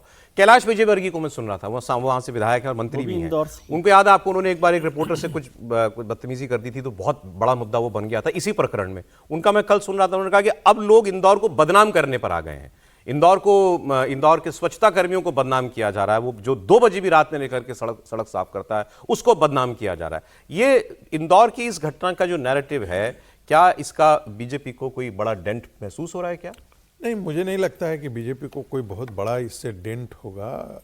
ऐसी घटनाएं घटती हैं जो बहुत दुखद हैं। एक भी मौत और किसी इस कारण से हो तो भी बहुत दुखद है। और विजयवर्गीय का जो व्यवहार था वो तो बिल्कुल ही खराब था, उनको बिल्कुल ही नहीं करना चाहिए था। और इसकी निंदा जो है वो सभी लोगों ने की है, भारतीय जनता पार्टी की तरफ से भी क्रिटिसिज्म आया है। लेकिन इससे यदि ये कह दें कि ऐसी घटनाएं किसी अन्य शहर में नहीं हुई, होना नहीं चाहिए, लेकिन ऐसी घटनाएं अन्य शहरों में नहीं हुई है, ऐसा कहना गलत होगा। दूसरी बात, इससे भारतीय जनता पार्टी का कोई राजनीतिक भविष्य बहुत ज्यादा बंधा हुआ है या उसको डैमेज हो जाएगा, मैं ये भी नहीं मानता। ठीक है, कुछ दिनों राहुल गांधी का जाना, राहुल गांधी को बिल्कुल जाना चाहिए, लेकिन राहुल गांधी सब कोलंबिया, वियतनाम सब घूम करके आ जाने के बाद उनको होश आती है। कायदे से उनको उसी समय जाना चाहिए था, उसी समय जाते। उस समय यदि रोकते है भारतीय जनता पार्टी रोकती तो भारतीय जनता पार्टी की ज्यादा किरकिरी होती। 9-10 तारीख को तो वो आए हैं, 8-9 तारीख को तो वो वापस ही लौटे हैं जनवरी। मैंने घटना उससे पहले हो चुकी थी। कोई बात नहीं, 10 वो आते, प्रधानमंत्री विदेश से आते हैं और अगले दिन जो है वो कहीं और चले जाते हैं, तो लीडर ऑफ अपोजिशन भी आते हैं, तो कहीं भी जा सकते हैं। इंदौर भी गए हैं, इंदौर भी गए हैं, केंद्रीय नेतृत्व बीजेपी का, भारतीय जनता पार्टी का गया है। सर तंज मत कीजिए, मुख्यमंत्री गए हैं, वहां के मुख्यमंत्री साथ तो वहां पर मुख्यमंत्री तो जिम्मेदार है, वो तो प्रभारी मंत्री है, वो तो दोषी है। तो जाएंगे ही ना, वो तो जाएंगे ही। मैं तो कह रहा हूं राहुल गांधी कहां थे? वियतनाम से आने के बाद तो चले तो जाते हैं, अपने कोहबर में क्यों रुके हुए थे? वे वियतनाम से आने के बाद वो स्कूल के कार्यक्रम में वहां गए तमिलनाडु, पहले यहां जा सकते थे। ये तो सबके लिए तय कर सकते हैं। ये तो नेताओं का, यदि आप नंबर लगाएंगे कि कौन कहां गया था, वो वियतनाम से यहां लौटे कि नहीं लौटे, ये मुद्दा नहीं है ना। मुद्दा है कि यदि भारतीय जनता पार्टी को इसका नुकसान नहीं होता तो मैं इसको दुखद समझता हूँ। इतनी बड़ी घटना है, 24 लोगों की मौत को आप नॉन सीरियसली ले रहे हो और कह रहे हो कि और शहरों में नहीं है, तो और शहरों में भी होगा तब भी गंभीर मामला है। चलिए सर, ठीक। आपका कुछ बोलना चाह रहे हैं इस पर? एक ही लाइन कर रहा हूं। देखिए, आपने कहा ना कि वो पाइपलाइन फट गई और मिल गया। देश के हर शहर की ये समस्या है। कहा गया ऑडिट होगा, अभी यहीं जहां हम लोग नोएडा में हैं, ग्रेटर नोएडा में पता चला कि 10-12 लोग बीमार हो गए। देश के हर शहर, हर राज्य की समस्या है। शहरीकरण हम कर रहे हैं, शहर में रहने की तमीज नहीं सिखा रहे हैं और सरकारें उसमें पूरी तरह से विफल है, विशेष करके जो नगर पालिका और नगर परिषद। एक दिल्ली के कार्यक्रम की खबर मैं आपको दे देता हूं। दिल्ली में आरएसएस और कुछ मुस्लिम बुद्धिजीवियों के बीच एक संवाद का कार्यक्रम हुआ, दिल्ली में प्रोग्राम हुआ। इसका शीर्षक था मुस्लिम dialogues with RSS, Muslim dialogues with RSS. इसमें संघ के वरिष्ठ नेता डॉक्टर कृष्ण गोपाल और रामलाल जी वो शामिल हुए। मुसलमानों की बात रखने के लिए बहुत सारे लोग थे, जैसे पूर्व मुख्य चुनाव आयुक्त एसवाई कुरैशी थे, दिल्ली के farmer lieutenant governor Najeeb Jung थे, retired lieutenant general Naseeruddin Shah के भाई हैं, वो उसमें थे। तो यहाँ बहुत सारी बातें खुल करके हुई हैं। तो जैसे नजीब जंग साहब ने कहा कि साहब मुझसे मेरी लॉयल्टी प्रूव करने के लिए कोई नहीं कह सकता, मैंने 40 साल भारत सरकार की सेवा की है, ब्यूरोक्रेट रहे हैं ये।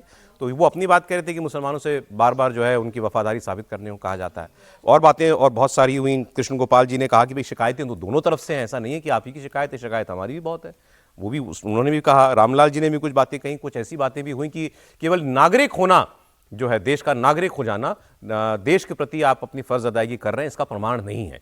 इस किस्म की बातें भी वहां पर हुई हैं। तो दो छोटे छोटे बयान आपको सुना रहा हूं।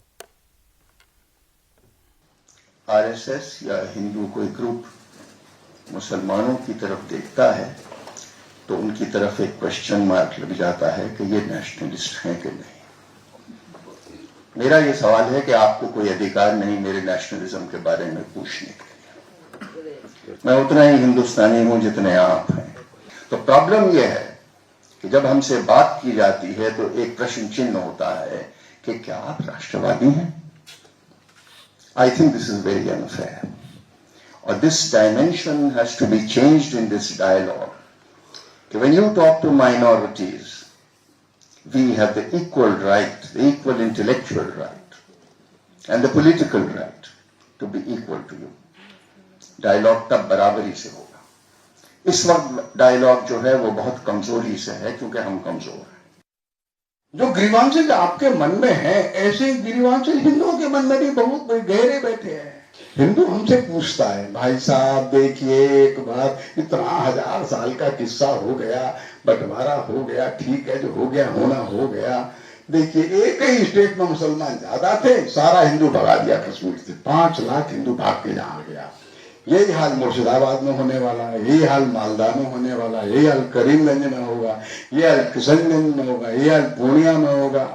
आप समाधान बताइए ना हमको। आप तो ऐसे ग्रीवांस से एक के बाद एक बढ़ते। अभी देखो दिल्ली की घटना जो हो गई, बम ब्लास्ट हो गया। अब चलिए, ये तो अच्छी बात है कि खुल के बात हो रही है कि जिस तरीके से उन्होंने कहा कि जहां मुसलमान ज्यादा होते हैं वहां हिंदुओं को पलायन करना पड़ता है, मैंने साफ कृष्ण गोपाल जी ने कह दिया। और उधर से उन्होंने कहा कि भाई हम आप सबके बराबर हैं, हमको आप किसी हिंदू नागरिक से, हिंदू शहरी से कम मुसलमान शहरी नहीं है, उसके राइट्स सब कुछ बराबर हैं। मैं तो ये जानना चाह रहा हूं, आरएसएस ऐसे कार्यक्रम करके हासिल क्या करना चाहती है? प्रोफेसर साहब, मैं शॉर्ट में लूंगा कॉमेंट आपको, समझिएगा। मैं एक ऐसे ही कार्यक्रम में मैं जिक्र नहीं करूंगा, लेकिन जब इसकी शुरुआत हो रही थी तो मैं एक ऐसे ही कार्यक्रम का हिस्सा भी था और उत्तर प्रदेश के एक शहर में था और मैं था वहाँ पे। और जो कुछ भी यहाँ हुआ मुझे वो पूरा परिदृश्य याद आ गया। यही सवाल उधर से थे, यही सवाल माननीय कृष्ण गोपाल जी ने उत्तर में भी उस समय भी दिया था और बहुत खुल करके बात हुई थी। दूसरा एक आता है कि ये चाहे जेडएम कुरैशी हो, चाहे ये नजीब जंग हो, एसवाई कुरैशी, सॉरी एसवाई के कुरैशी और नजीब जंग हो, ये क्या इन लोगों को मुस्लिम समाज के अंदर वो प्राप्त है क्या, लेजिटिमेसी प्राप्त है क्या? तो क्या आप मुस्लिम समाज अरे उनको आपने लेकिन represent- कार्यक्रम के लिए बुलाया ना उनको। नहीं आप किसी और आप मौलानाओं को बुला लेते। नहीं नहीं मैं जिनकी legitimacy है। जिनकी मानते legitimacy हो। मैं जो बात कर रहा हूँ थोड़ा उसके कंटेक्स्ट को समझिए। मुझे लगता है कि इससे कितनी दूर तक हम जा सकेंगे, मुझे अभी तक इसका आकलन मैं नहीं कर पाया। मतलब कोई सार्थकता नहीं है ऐसे प्रयासों में। समीर जी देखिए तो मोहन जी लगातार ये इस नहीं बात को- कह रहा हूं कि इसकी सार्थकता नहीं है। अच्छा, मैं ठीक, ये ठीक, कह रहा हूं ठीक। मैं इसका आकलन नहीं कर पा रहा हूं। बोलिए समीर जी।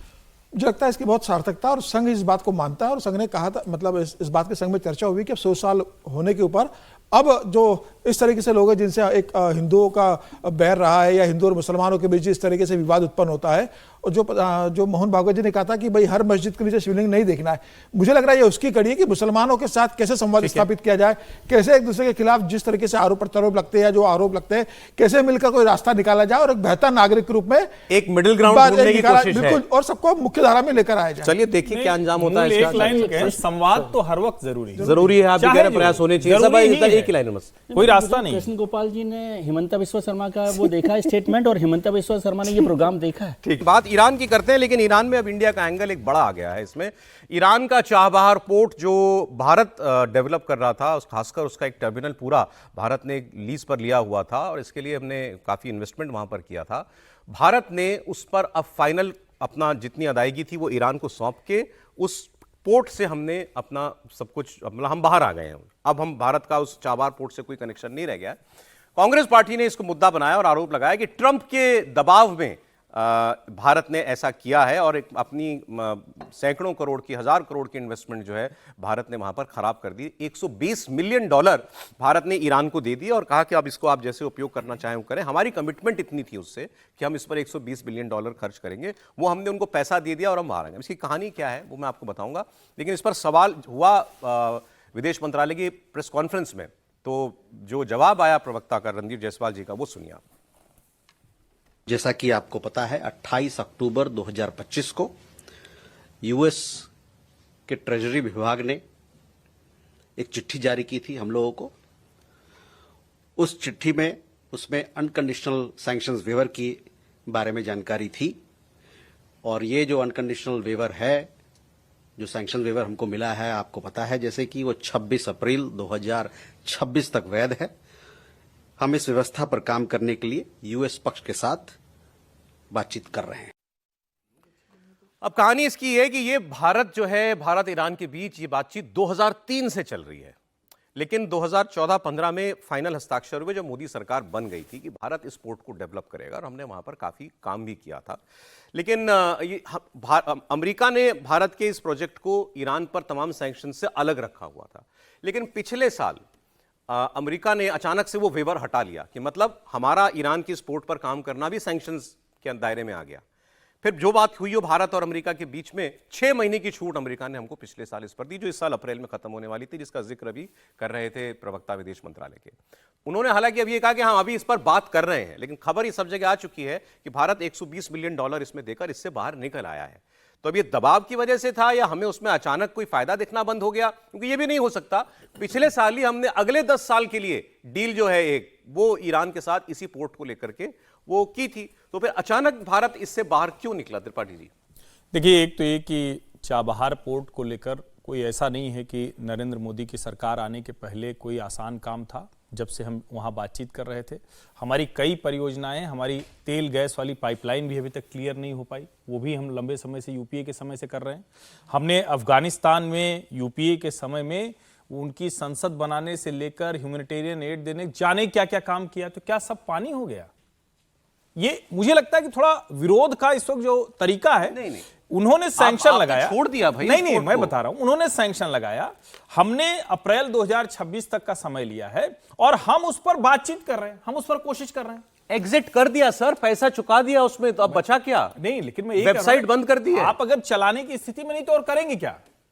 ये जो स्थिति, क्योंकि आप वहां से कुछ कर नहीं पा रहे हैं अभी, अगर आप करने की स्थिति में, लेकिन उसको यूं कहना कि वो पैसा हमने पानी में डाल दिया, ये सैंक्शन की वजह से हुआ ना। क्या हम सैंक्शन के बाद ईरान से तेल ले पाते, कोई भी सरकार हो?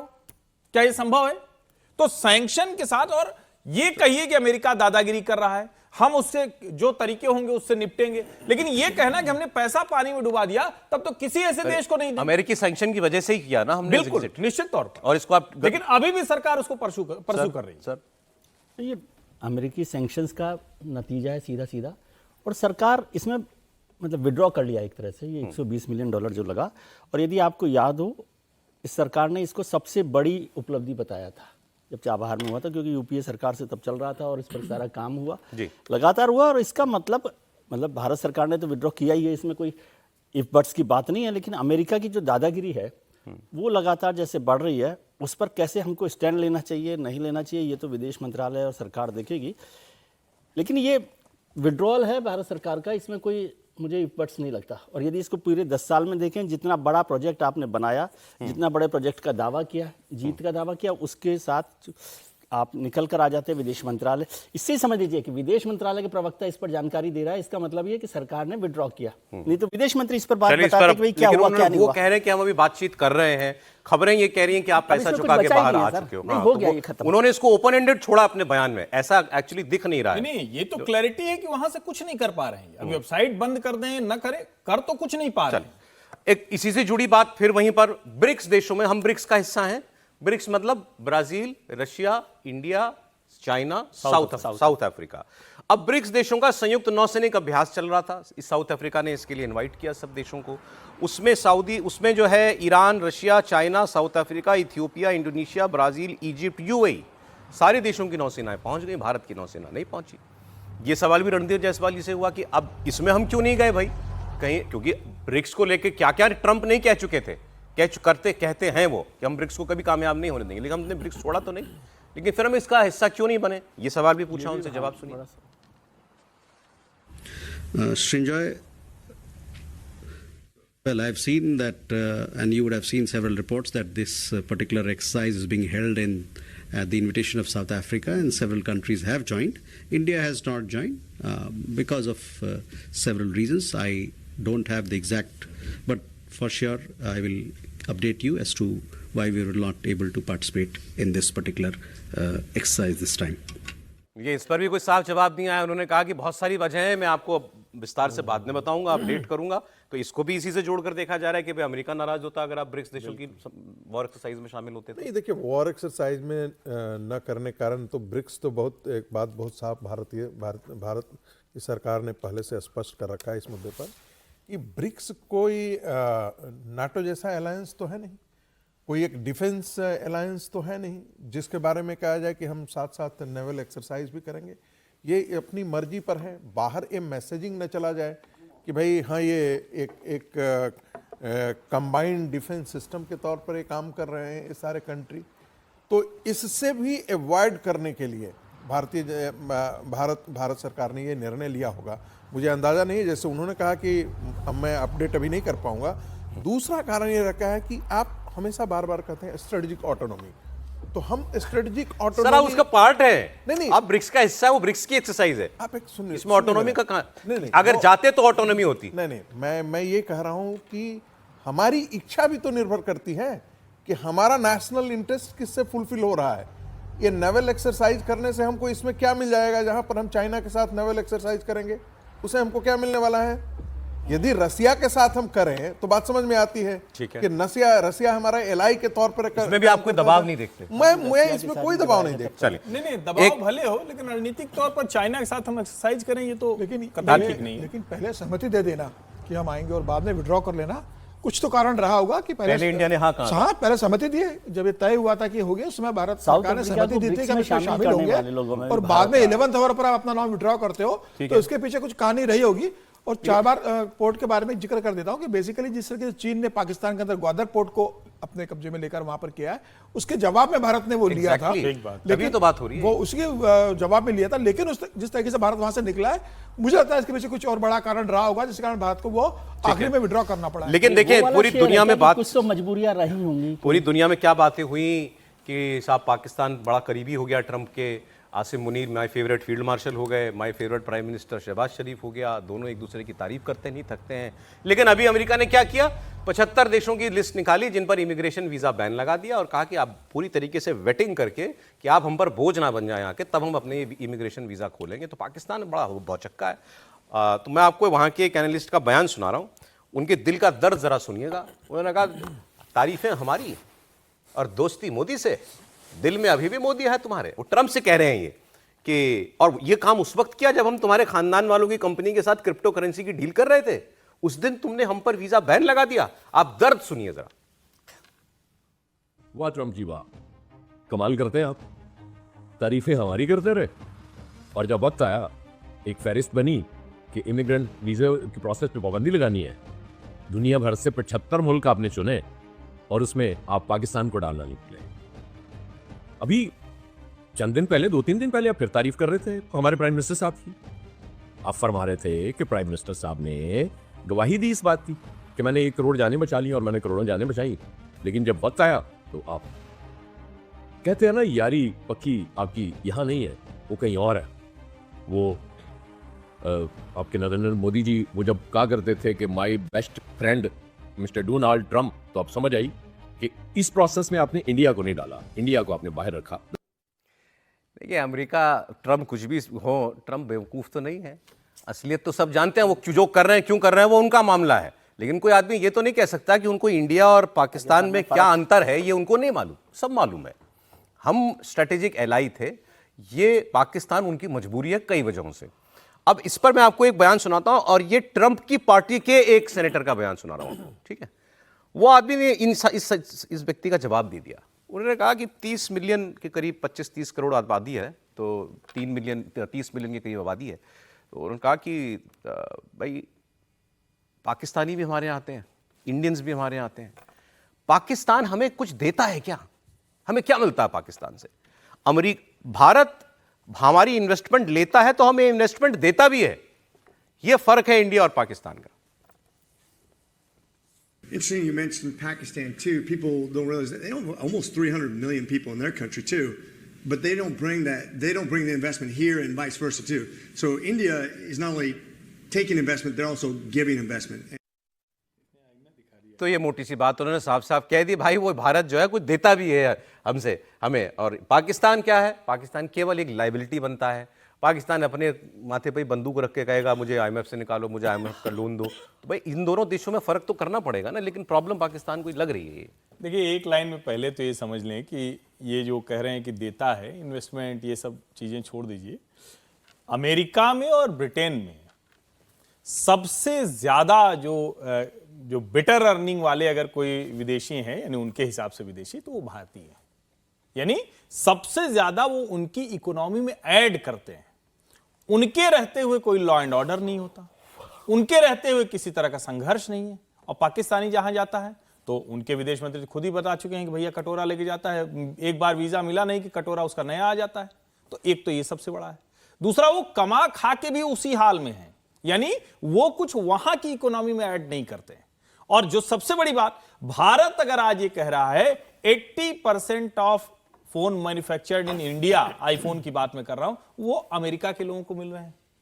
मतलब उदाहरण के लिए अगर समझें, और जितनी अमेरिकी कंपनियां हैं उनको विकल्प के तौर पर अब भारत नजर आ रहा है। तो कोई तुलना ही नहीं है। मतलब वो मैं राजा भोज गंगू तेली नहीं कहना है, लेकिन वो शूटर है भाई। एक मतलब उसको किराए पे दे दिया, शूटर है, सही बात। 10-20 रुपया और कमा लो, आ जाओ मार के आ जाओ, वो वाला है। उसको कोई तुलना नहीं। आप कह रहे हैं अमेरिका के मन में ट्रंप जो भी कर रहे हो कंफ्यूजन कोई नहीं है? ट्रंप के मन में कोई कंफ्यूजन नहीं। ट्रंप बहुत दूसरे रास्ते पर जा रहे हैं, लेकिन ट्रंप की दादागिरी कई मामलों में उसके खिलाफ सबको खड़ा होना चाहिए। पाकिस्तान ये नहीं कह रहा कि लेना, भाई हम लाडले तो है ना आपके, तो लाडले के लिए क्या कोई थोड़ी होती टर्म्स कंडीशंस? उनकी तकलीफ वो है। ठीक है। नहीं, मैं मोटी बात जो ये पाकिस्तानी एनालिस्ट कह रहे थे कि भाई ये अमेरिका आज भी चाहे हमको कितना ही पुचकारे, उसको मालूम है कि दोस्त मेरा भारत, ये फायदा भारत के साथ रहने। ये तो उनको भी मालूम है, ये तो उनको भी मालूम है। एक आध दो चप्पल मार भी देता है, कहता बहुत तुम हमारे प्रिय हो। पाकिस्तान की बात कर ही रहे हैं तो इमरान खान को लेकर के कुछ एक नई बातें सामने आई हैं। इनके सीनियर जर्नलिस्ट हामिद मीर ने कहा कि जेल में इमरान खान से कई बार बातचीत हुई है एस्टैब्लिशमेंट की, उन्होंने कहा अमेरिका से 5 लोगों का एक दल आया था जो कि फौज के भी करीब है और इमरान खान की भी, और उन्होंने इमरान खान को मनाने की कोशिश की कि आप एक समझौता कर लीजिए आर्मी के साथ और आप बाहर आ जाएंगे, लेकिन इमरान खान ने मना कर दिया। वो किस किस्म की डील की बात हो रही है, ये हामिद मीर बता रहे हैं। नवाज शरीफ साहब जो हैं वो भी सजा याफ्ता थे और एक दफा नहीं 2 दफा वो डील करके पाकिस्तान से बाहर चले गए।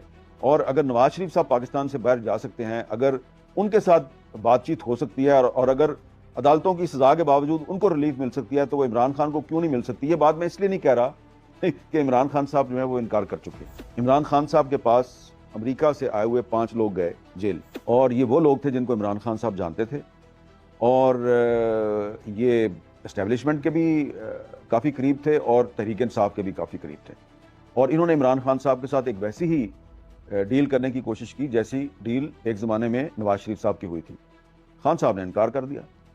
इसके अलावा भी मैं तहरीक इंसाफ के 2-3 रहनुमा जो हैं उनको जानता हूँ जिन्होंने मुख्तलिफ औकात में जेल के अंदर खान साहब के साथ बात की और उनको कहा जी कि आपको रिलीफ मिल सकती है अगर आप ये बात मान जाए। खान साहब ने इनकार कर दिया। देखिए, मैं पाकिस्तान की खबरें फॉलो करता हूं, वहां जो बातचीत चल रही है वो ये कि अब हमने एक खबर आपको और दी थी कि वहां पर ये वोटिंग एज बढ़ाने वाले हैं। वोटिंग एज इसलिए कि जेनजी का डर है, यंग, क्योंकि वो सारे इमरान खान के भक्त हो गए। कल्ट फिगर एक इमरान खान पाकिस्तान में बन गया है। अब एक अगला बयान आपको और सुनाता हूँ प्रोफेसर साहब साथ में। वो ये कह रहे हैं कि आप की बात कोई समझ नहीं रहा शायद पाकिस्तान के बाहर कि इमरान खान की पॉपुलैरिटी का लेवल क्या है, कि वो व्यक्ति जेल में बंद है, जब चाहे जेल से बाहर आ जाए। वो तो हामिद मीर ने कहा ना, समझौता कराने के लिए कई बार लोग गए। एक राना सनाउल्लाह इनके प्रधानमंत्री के एडवाइजर है, उसने कहा कि भाई ऊपर के 4-5 लोग कौन, आर्मी चीफ हो गए, नवाज शरीफ हो गए, जरदारी हो गए, इमरान खान, 4-5 लोग बैठे और इसका कोई हल निकाले। हल यही है कि इमरान खान को उनकी पॉलिटिक्स कॉम्प्रोमाइज करने के लिए कहा जाए और फिर इनको कहीं विदेश भेज दिया जाए। लेकिन इमरान खान वो करना नहीं चाहता। वो जेल 70 साल की उम्र में वो जेल में रहने के लिए आदमी तैयार है और कब बाहर आएगा किसी को नहीं मालूम, लेकिन वो कोई डील नहीं कर रहा इनसे। तो ये एक पत्रकार इनके कह रहे हैं कि इसका मतलब आप समझिए कि इमरान खान पाकिस्तान की पॉलिटिक्स में अमर हो चुका है, उससे अब कुछ चाहिए नहीं। वो जिस दिन चाहे जेल के बाहर आ सकता है, लेकिन वो इस फौज के साथ कोई डील नहीं करना चाहता।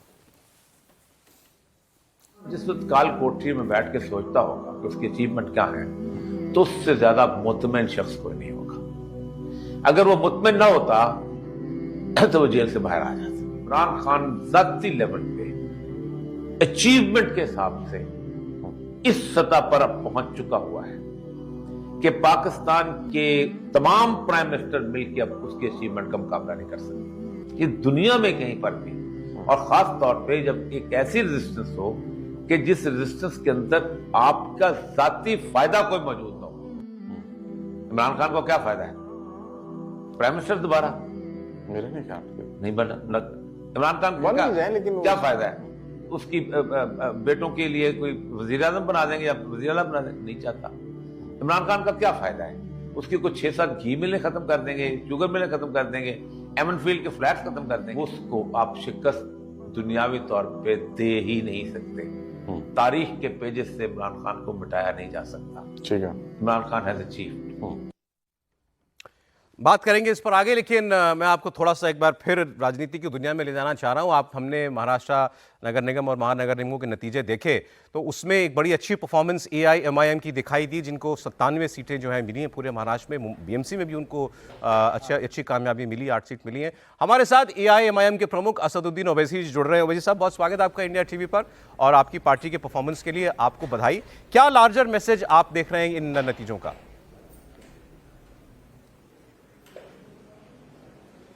देखिए, अब ये सौरभ साहब आपके पास बेहतरीन एनालिस्ट बैठते, वो सब पढ़ा कर बोल सकेंगे, बट हमारा मानना यह है कि हमारे स्टेट प्रेसिडेंट इम्तियाज जलील साहब, वाइस प्रेसिडेंट यूसुफ कुंजानी साहब, वारिस पठान, सैयद मोइन, फिरोज लाला और नासिर सिद्दीकी, ये हमारे वेस्टर्न यूपी के इंचार्ज मुफ्ती इस्माइल साहब, MLA हैं मालेगांव के, इन सब की एक इज्तिमाई मेहनत कोशिश रही, और जिसकी बिना पर हमारे 125 म्यूनसिपल कॉरपोरेटर्स आज कामयाब हुए हैं कल महाराष्ट्र के म्यूनसिपल कॉरपोरेशन के इलेक्शंस में। तो मैं शुक्रगुजार हूं वहां की जनता का, जिन्होंने हमारे उम्मीदवारों को, कैंडिडेट्स को वोट दिया। लार्जर मैसेज यही है कि भाई जमहूरियत है, लोकशाही है, वो मजबूत होती है और चुनाव है, आवाम अपनी पसंद नापसंद का इजहार करती है। तो हमको कामयाबी मिली, बाद जगह पर हम जो उम्मीद कर रहे थे नहीं मिले, तो हम उसको वहां पर अपनी गलतियों को, कमजोरियों को दूर करेंगे। जैसे आपने एनालिस्ट की बात की, तो मैंने तो एक सीनियर एनालिस्ट को, पत्रकार को, उनका ये कमेंट था एक्स पर कि ओवैसी साहब का वो जो कहना था, जो आप स्पीचों में अपनी कहते हैं कि मुसलमान अब केवल दरी बिछाने के लिए नहीं है, तो वो मैसेज घर कर रहा है खासकर मुस्लिम यूथ के कि हमको अब अपनी लीडरशिप डेवलप करनी है। आप देख रहे हैं इस नजरिए से इसको? सौरभ साहब देखिए, कोई एग्री करे या कोई इसको बात को माने या ना माने, हकीकत यह है कि अगर आप भारत की पार्लियामेंट में बैठेंगे तो आपको अदर बैकवर्ड कास्ट के जो एमपीज हैं, जो डिफरेंट कास्ट के हैं, उनकी रिप्रेजेंटेशन अपर कास्ट के बराबर हो चुकी है करीब करीब। जब हर कास्ट का, समुदाय का एक पॉलिटिकल लीडरशिप या उसका सेम्बलेंस ऑफ लीडरशिप है, तो एक मुस्लिम समाज की लीडरशिप क्यों नहीं होनी चाहिए? और हम बार बार अगर 47 की बात करेंगे तो ये बहुत बड़ा झूठ है और बोझ है मुसलमानों पर, जो हमारा ताल्लुक ही नहीं है पार्टीशन से। और अगर लीडरशिप डेवलप होगी तो जमहूरियत मजबूत होगी, संविधान मजबूत होगा यकीन के एतबार से। और आप एक प्लेटफॉर्म दे रहे हैं कि आप आइए, अपनी तकलीफ को, अपने पॉइंट्स को वेंटिलेट करिए, लड़िए, उसको हल करिए। और आप कह रहे हैं कि भाई देश का मुस्तकबिल के हिस्सेदार तुम भी हो, तो इसमें बुरी बात क्या है? जब संविधान प्रियम्बल में लिबर्टी, इक्वालिटी, जस्टिस, फ्रेटर्निटी की बात करता है, तो ये तो बाबा साहब अम्बेडकर ने ये कहा है कि मैं ये टूल्स तुमको दे रहा हूं, ये मेरा ख्वाब है, तुम उसको इस्तेमाल करो। हम जब कहते हैं कि जब संविधान बन रहा था तो हमारे बुजुर्गों ने पार्टिसिपेटिव फॉर्म ऑफ डेमोक्रेसी की बात की, शिराकतदारी की जमहूरियत की बात की, तो शिराकतदारी की जमहूरियत कहीं के तो काम हो रहा है। तो इसमें किसी को तकलीफ हो रही है तो फिर वो तो तकलीफ उनकी संविधान के खिलाफ है, और अगर उनको कोई सोच है तो वो उनकी सोच भी संविधान के खिलाफ है। नहीं, तकलीफ तो केवल ये है कि वोट जो उनको पहले मिलता था वो उनको नहीं मिल रहा, या उतना नहीं मिल रहा वो आपको भी जा रहा है। जैसे कांग्रेस पार्टी बीएमसी में अकेले लड़ी, तो सबों का ये मानना था कि जी नहीं, सुनिए, क्या सौरभ साहब बैठकर बोल सकते कि भाई वो चैनल क्यों खुला? नहीं बोल सकते ना आप। सौरभ साहब एक मायानाज एंकर हैं जो मैं बड़ी उनकी कदर करता हूं। वो अपने काम से अपने व्यूअर्स को मुतासिर करते हैं। तो भाई जब ये ओपन कंपटीशन है तो ये जो लोग, आप जिन लोगों की बात कर रहे हैं, वो तो बड़े फ्यूडलिस्टिक हैं, जागीरदार हैं। वो तो उनको लगता है कि बस हम पैदा हुए राजनीति में आए तो हम ही हुकूमत करेंगे, हम ही राज करेंगे। वो जमाना खत्म हो चुका है, वो जमाना खत्म हो चुका है। आप लड़ रहे हैं चुनाव, अरे भाई हम चुनाव लड़े, हम 8 सीट बीएमसी में कामयाब हमारे हुए हैं, मुंब्रा में हमारे 5 जीते हैं। जितेंद्र अवार्ड जैसा एक डिक्टेटर एमएलए के पास वो बच्ची ने उसको हरा दिया, वो हमारी बेटी ने उसको। सैफ पठान पर उन्होंने उसको कई बार केसेस बुक कराकर उसको जेल में डलाया, सैफ पठान जीत गया वहां से। तो ये आप ये क्यों नहीं देख रहे लोग? औरंगाबाद में इम्तियाज जलील के खिलाफ कितना बुरा कैंपेन चलाया, मगर इम्तियाज जलील हिम्मत से काम किए, हम लोग पूरा उनका सपोर्ट किए। हमारे 33 कॉरपोरेटर वहां पर जीते। धूलिया में हमारे जो एमएलए जो इलेक्शन लड़े वो अजीत पवार के पास चले गए, अजीत पवार ने बड़ा दावा किया, हम लोग 10 सीट जीते वहां पर। अमरावती में हम लोग अच्छा खासा जीते, नांदेड़ में जीते, जालना, नगर, हाँ नगर में मुझे उम्मीद थी कि हमारे भाई समझ जीतेंगे, नहीं जीते। तो ये सब चीजें हैं ना। तो अगर अब मुझे समझ में नहीं आता कि बड़े अफसोस होता है इन लोगों की सोच पर, इस तरह सोचते हैं ये लोग।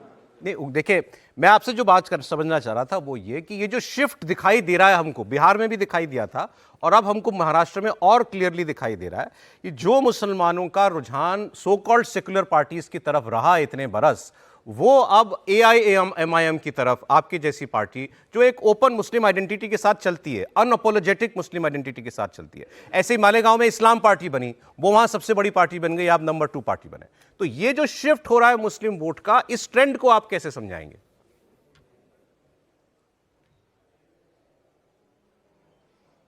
देखिए, औरंगाबाद में पहले हमारे 25 कॉर्पोरेटर जीते थे, जो 2017 में उसका टेन्योर खत्म हुआ, आज 33 है। ये आप क्यों नहीं देख रहे कि एक ऐसे प्रभाग से जहां पर शिवसेना के लोग जीते थे, वहां से MIM पार्टी के नॉन मुस्लिम कैंडिडेट्स कामयाब हो गए।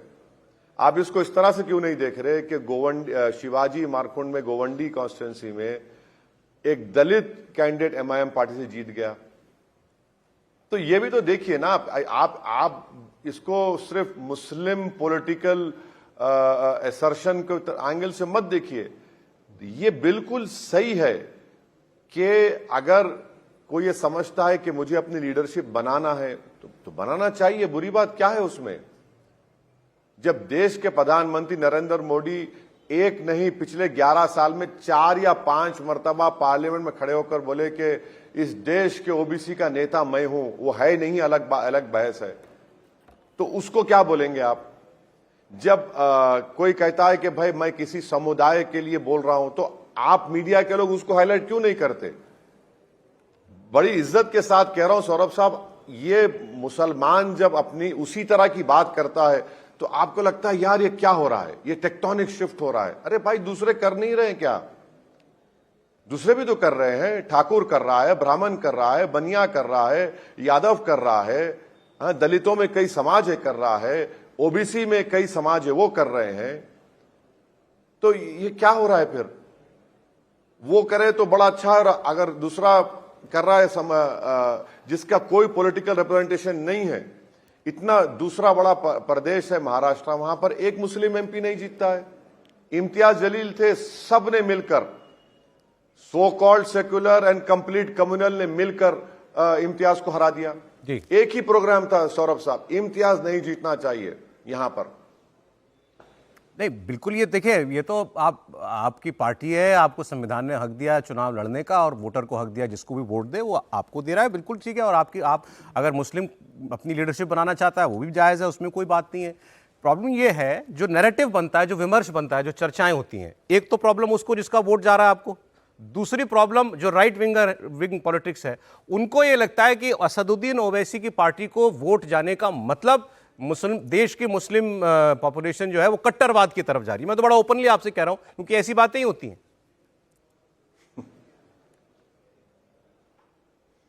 नहीं, अब आप बताइए, नरेंद्र मोदी ने तीसरी मर्तबा प्रधानमंत्री बन गए, कोई ये क्यों नहीं बोलता कि पोल्ड वोट्स का 50% हिंदू वोट नरेंद्र मोदी को पड़ा? तो क्या है वो? उस पर कभी आप लोग चर्चा करेंगे? या फिर आप नहीं तो कोई और जो ये बात कर रहे हैं वो करेंगे? क्या बोलेंगे उसका? उसको बात ही नहीं होगी। आप कोई मुसलमान को टिकट देते ही नहीं बीजेपी, फिर उनके अलाइज हैं वो कहां पर देते हैं? अब जैसा मिसाल तो अजीत पवार ने जहां पर नॉन मुस्लिम वार्ड्स थे या ज्यादा उनके वोटर लिस्ट नाम था, कैंडिडेट नहीं दिए अजीत पवार ने, तो डील कहां से करके आए थे अजीत पवार? आप जानते हैं ना कि 70,000 करोड़ का घोटाले का उन पे इल्जाम चल रहा है, वो आ गए यहां पर, उस पर कोई बात नहीं करता। तो ये जो सेलेक्टिव एमनेजिया जो लोगों को हो चुका है, उसका तो इलाज भाई साइकियाट्रिस्ट के पास ही होगा, मेरे पास नहीं है। अरे मैं आपसे क्योंकि अब अगला आपका भी और सारे दलों का इम्तिहान जो है बंगाल में होने जा रहा है, तो वहाँ भी ऐसी एक मुस्लिम क़याद लीडरशिप खड़ी करने की कोशिश हुमायूं कबीर कर रहे हैं। मैं वो आप बाबरी मस्जिद वाले इशू पर नहीं जाऊँगा, लेकिन उस प्रयोग को आप किस तरीके से देखते हैं? और वो तो खुलकर आपका नाम लेते हैं कि हम दोनों भाई साथ लड़ेंगे। सौरभ साहब, इस पर्टिकुलर सवाल के बारे में मैं आपको ये जवाब दूंगा कि जनाब आदिल हसन साहब जो हमारे स्पोक्स पर्सन हैं, उनको हमारी पार्टी ने जिम्मेदारी दी थी कि आप बंगाल जाइए, वहां पर सबसे मुलाकात करिए पार्टी के हमारे जिम्मेदारों से, और उसके बाद आज आदिल हसन साहब हैदराबाद में हैं, मेरी उनसे बात ज़्यादा नहीं हुई। 1-2 दिन में हम लोग बात करके कुछ फैसला ज़रूर लेंगे बंगाल के ताल्लुक से। तो आदिल हसन साहब है, क्योंकि बहुत सा इलाका जो बंगाल का सटावा है सीमांचल से, तो इसमें ज़ाहिर अख्तर ईमान साहब हैं, तौसीफ आलम हैं, इन सब से हमारी मुर्शिद साहब हैं जो कि हाट के, इन सब से बात करेंगे, बात करके एक फैसला ले सकेंगे। ममता बनर्जी जी के बारे में आपका क्या कहना है? आजकल उनको भगवान शिव भी याद आते हैं, फिर वो गांधी जी का उनको भजन भी याद आ जाता है, ईश्वर अल्लाह तेरे नाम। वो कह रही हैं कि मैं तो किसी का तुष्टिकरण नहीं करती, लेकिन उनको बहुत मंदिर बहुत कर रही हैं आजकल।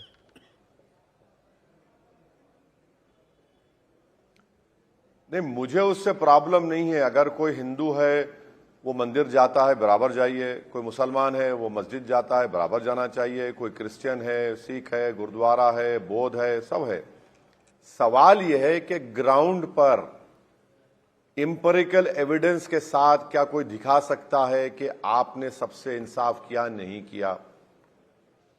क्या आप बता सकते हैं कि मालदा और मुर्शिदाबाद में वहां की खवातीन बीड़ियां बनाते बनाते उनकी उंगलियां खराब क्यों हो जाती हैं, या उनकी उंगलियां खराब नहीं हो रही हैं? वहां पर पीने के पानी में आर्सेनिक कम हुआ या उतना ही है जो WHO के नॉर्म्स से कम है या ज्यादा है? कितना रिप्रेजेंटेशन गवर्नमेंट एम्प्लॉयमेंट में है? कोई सेम्बलेंस ऑफ लीडरशिप है क्या?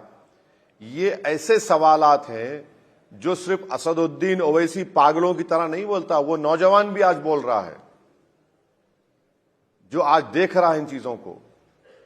तो ये चीजें हैं, तो उसी वो टेस्ट होगा, वो उसी के ऊपर तो वोट देंगे नहीं देंगे वो फैसला होगा। आप नहीं मानते कि ममता बनर्जी जो है वो कोई मुसलमानों की एक मुश्त लीडर जो है पूरे बंगाल की रही हैं अभी?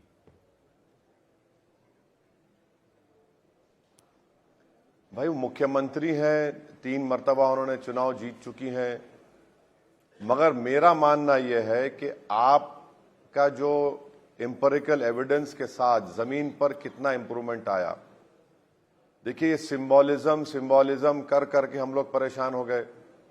एक तरफ मोदी जी ने बोला था 15 लाख 2 करोड़ नौकरी, कुछ हुआ ही नहीं। अब दूसरी तरफ यही हम लोग इसी सिंबोलिज्म में बस खुश हो जाते हैं।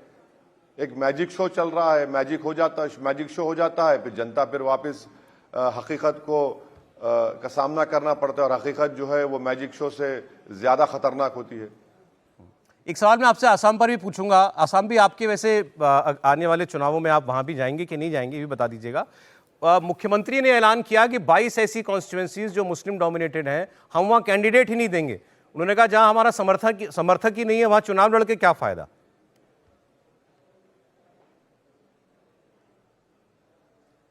अरे भाई, आप लड़ना चाह रहे नहीं लड़ना चाह रहे वो आपका प्रॉब्लम है। अगर आप इसको एक रैलिंग पॉइंट बनाना चाह रहे, देखिए एक मुख्यमंत्री है, पहले तो आपको मुसलमान टिकट नहीं थी बीजेपी, फिर आप बोल रहे कि हम टिकट नहीं देना चाहते वहां पर, ठीक है मत दीजिए, मगर आप इसका लार्जर मैसेज क्या दे रहे हैं आप? और सिर्फ भारत में नहीं, भारत के बाहर भी आप क्या मैसेज दे रहे हैं वो भी सोच लीजिए फिर आप। अब इस साल जितने चुनाव हो रहे हैं, दक्षिण में भी चुनाव होंगे, असदुद्दीन ओवैसी का जो पॉलिटिकल एम्बिशन या टारगेट 2026 का है वो क्या है?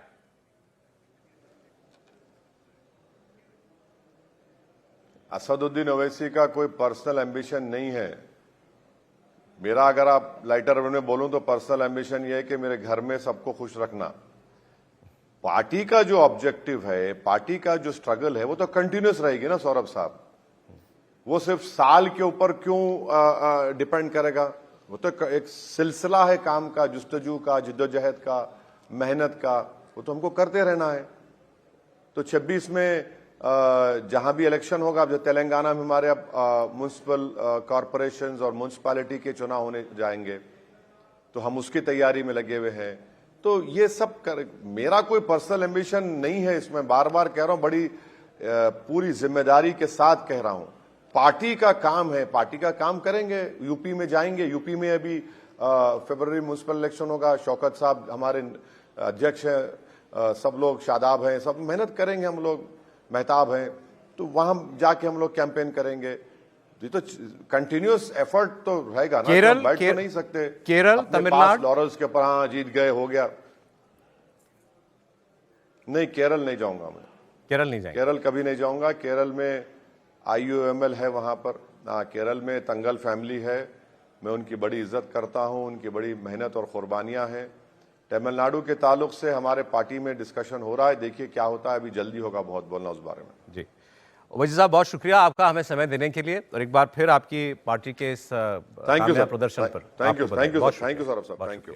असदुद्दीन ओवैसी, अब उनकी बातें आपने सुनी, एक कमेंट में उस पर अब यहाँ जरूर लेना चाहूंगा।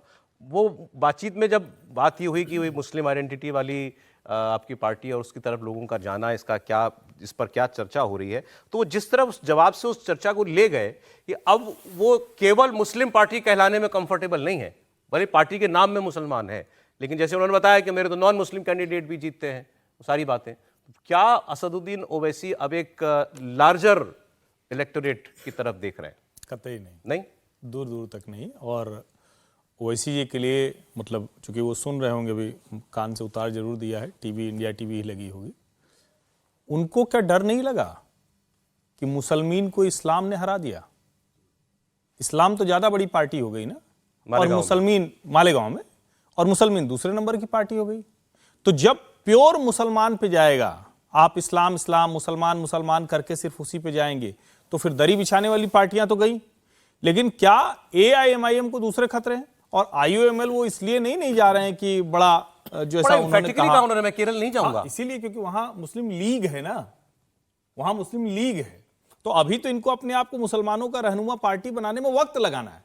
मुस्लिम लीग ने तो पहले से और अभी तक अलग अलग तरीके से लगा दिया, तो मुझे लगता है उनके लिए ये चिंता की बात है। और मुझे ठीक है, कुछ जगहों पर एबरेशन होता है, कुछ कहते हैं ना कि हो ही जाता है, कुछ लोग होंगे, लेकिन मतलब मुसलमान नाम लगी पार्टी में हिंदू वोट करने लगे या कोई और मिल जाए, ये थोड़ा सा बहुत दूर की कौड़ी लगती है। एक बात जो केरल वाली है, देखिए उससे तो ये बड़ा साफ साफ लगा कि जिस कहीं भी और वो चुनाव लड़ते हैं तो उन पर आरोप लगता है कि आप मुसलमान वोट बांटेंगे, आप बीजेपी को फायदा पहुंचाएंगे, कि कांग्रेस का वोट चला जाएगा, या बिहार में जो है RJD का वोट या सपा का वोट यूपी में कट जाएगा। वहां वो बड़ा डट के जवाब देते हैं कि मेरी जिम्मेदारी नहीं है, या तुम अपना जानो, इतने साल तुम्हारा साथ दे दिया। लेकिन केरल में उनको किसी और मुस्लिम पार्टी के साथ मुस्लिम वोट शेयर करने में प्रॉब्लम है। वो हिंदू को मुसलमान का नेता नहीं देखना चाहते, एक लाइन की बात। उनकी सारी पॉलिटिक्स इसी प्रीमाइस पर टिकी हुई है, हिंदू मुसलमान का नेता नहीं हो सकता असदुद्दीन ओवैसी। जी सर, दो बातें, एक तो वहाँ इसलिए नहीं जाना चाहते हैं, एक आपके दर्शक ने ही ये सवाल पूछा था जिसे हमने आपकी तरफ खिसकाया, हो सकता है आपके प्रोड्यूसर ने भी वो बात कही होगी आपको। वो इसलिए वहाँ नहीं जाना चाहते हैं केरल के अंदर क्योंकि वहाँ पर इंडियन यूनियन मुस्लिम लीग जो उनसे बड़ा मुसलमान है, जो भारत को तोड़ चुका है, वो वहाँ पर खड़ा है और उसको अपने बारे में कोई गलतफहमी नहीं है। वहाँ पर सिम्मी खड़ा है, वहाँ पर PFI जैसे संगठन खड़ा है, उनको कोई गलतफहमी नहीं है। वहाँ पर जाकर के वो मुस्लिम वोटों को कमजोर करके और भारतीय जनता पार्टी के लिए रास्ता बनाए या कांग्रेस के लिए ही रास्ता बनाए, ऐसा वो नहीं करने जा रहे। वो बहुत क्लैरिटी है असदुद्दीन ओवैसी को। दूसरी बात, असदुद्दीन ओवैसी को लगता है कि जो ये आरोप उन पर बार बार लगाया जाता है कि भारतीय जनता पार्टी को आप जिताने के लिए आप उत्तर प्रदेश आते हैं क्योंकि मुस्लिम वोट है, तो ये बार बार ये निकल करके आता है कि भाई जब मुस्लिम वोटों का पोलराइजेशन एक साथ इकट्ठा होकर के कांग्रेस के साथ चला जाए तब तो वोट सेकुलर हो जाता है। और यही बात यदि हिंदू वोट एक साथ पोलराइज होकर के चला जाता है तो कहा जाता है कम्युनलाइजेशन है। नहीं तो ये तो उन्होंने कहा ना कि बीजेपी को 50% हिंदू वोट करता है तो आप उसको कम्युनल नहीं कहते, मुझे मुसलमान वोट कर रहा है तो कम्युनल हो। यहाँ पर तो 86% हिंदू है ना, 76% तो आप आंकड़ा में आ रहा है। 76% आंकड़ों में से 50% वोट भारतीय जनता पार्टी को होता है। मुझे सबसे मजेदार जवाब उनका मुझे केरल वाला ही लगा कि भाई केरल में मैं नहीं जाऊंगा क्योंकि केरल में और लोग मुस्लिम लीग वगैरह जो दल हैं वो लोग वहां चुनाव लड़ रहे हैं, तो वहां वो मुस्लिम वोट या मुस्लिम लीडरशिप नहीं अपनी पार्टी खड़ी करने, ये उनकी प्रायोरिटी में नहीं है। ओवैसी साहब के जो फादर थे उनके इंडियन यूनियन मुस्लिम लीग से बहुत अच्छे ताल्लुकात रहे हैं। और उन्होंने भी ओवैसी साहब की पार्टी को हैदराबाद में उनके पिता को खड़ा करने पर बड़ी मदद की है। तो उनके रिश्ते बहुत गहरे हैं उन दोनों के पिताजी के समय से, इसलिए वो नहीं चाहते कि वहां जाके उनके खिलाफ कैंडिडेट खड़ा किया। सर आप सबकी राय हो तो आगे बढ़ जाए सर, अभी कमेंट आपका इसमें। ठीक है, आगे हम पाकिस्तान की बात कर रहे थे ओवैसी साहब को इंटरव्यू आने से पहले, और मैं आपको ये बयान सुना रहा था कि इमरान खान को जेल में मनाने की कोशिशें हो रही हैं। हामिद मीर ने ये बड़ा खुलासे के साथ बताया कि लोग उनसे जाकर बातें कर रहे हैं एस्टैब्लिशमेंट की तरफ से, मतलब आर्मी की तरफ से, कि भाई मान जाओ, मतलब ये नवाज शरीफ की तरह जेल के बाहर निकाल देंगे तुमको और विदेश चले जाओ और ये सब छोड़ो ड्रामा। लेकिन इमरान खान कॉम्प्रोमाइज करने के लिए तैयार नहीं है। उसकी एक वजह है आपको, क्योंकि ये तो चलिए जर्नलिस्ट की बात थी, सीधे जनता की, हॉर्सेस माउथ, वो एक बयान आप सुन लेंगे ना, आपको पता चल जाएगा कि पाकिस्तान के अंदर आसिम मुनीर का सबसे बड़ा सरदर्द इमरान खान क्यों है।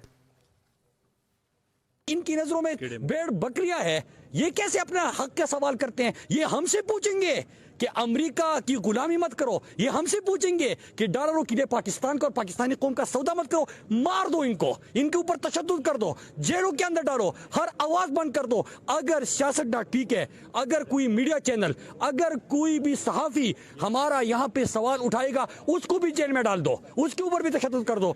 आज ये पैगाम है इनका। तो कौम कह रही है कि ये कौम, ये मुल्क आपके बाप का नहीं है, ये मुल्क किसी की जागीर नहीं है। ये चंद लोग यहाँ पे ताकत पे, जो यहाँ पे जमीन पे खुदा बने हुए हैं, वो कह रहे कि हम जो कहेंगे, जो हम डंडा हिलाएंगे इधर से उधर पूरी दुनिया हो जाएगी। नहीं होगा ऐसे।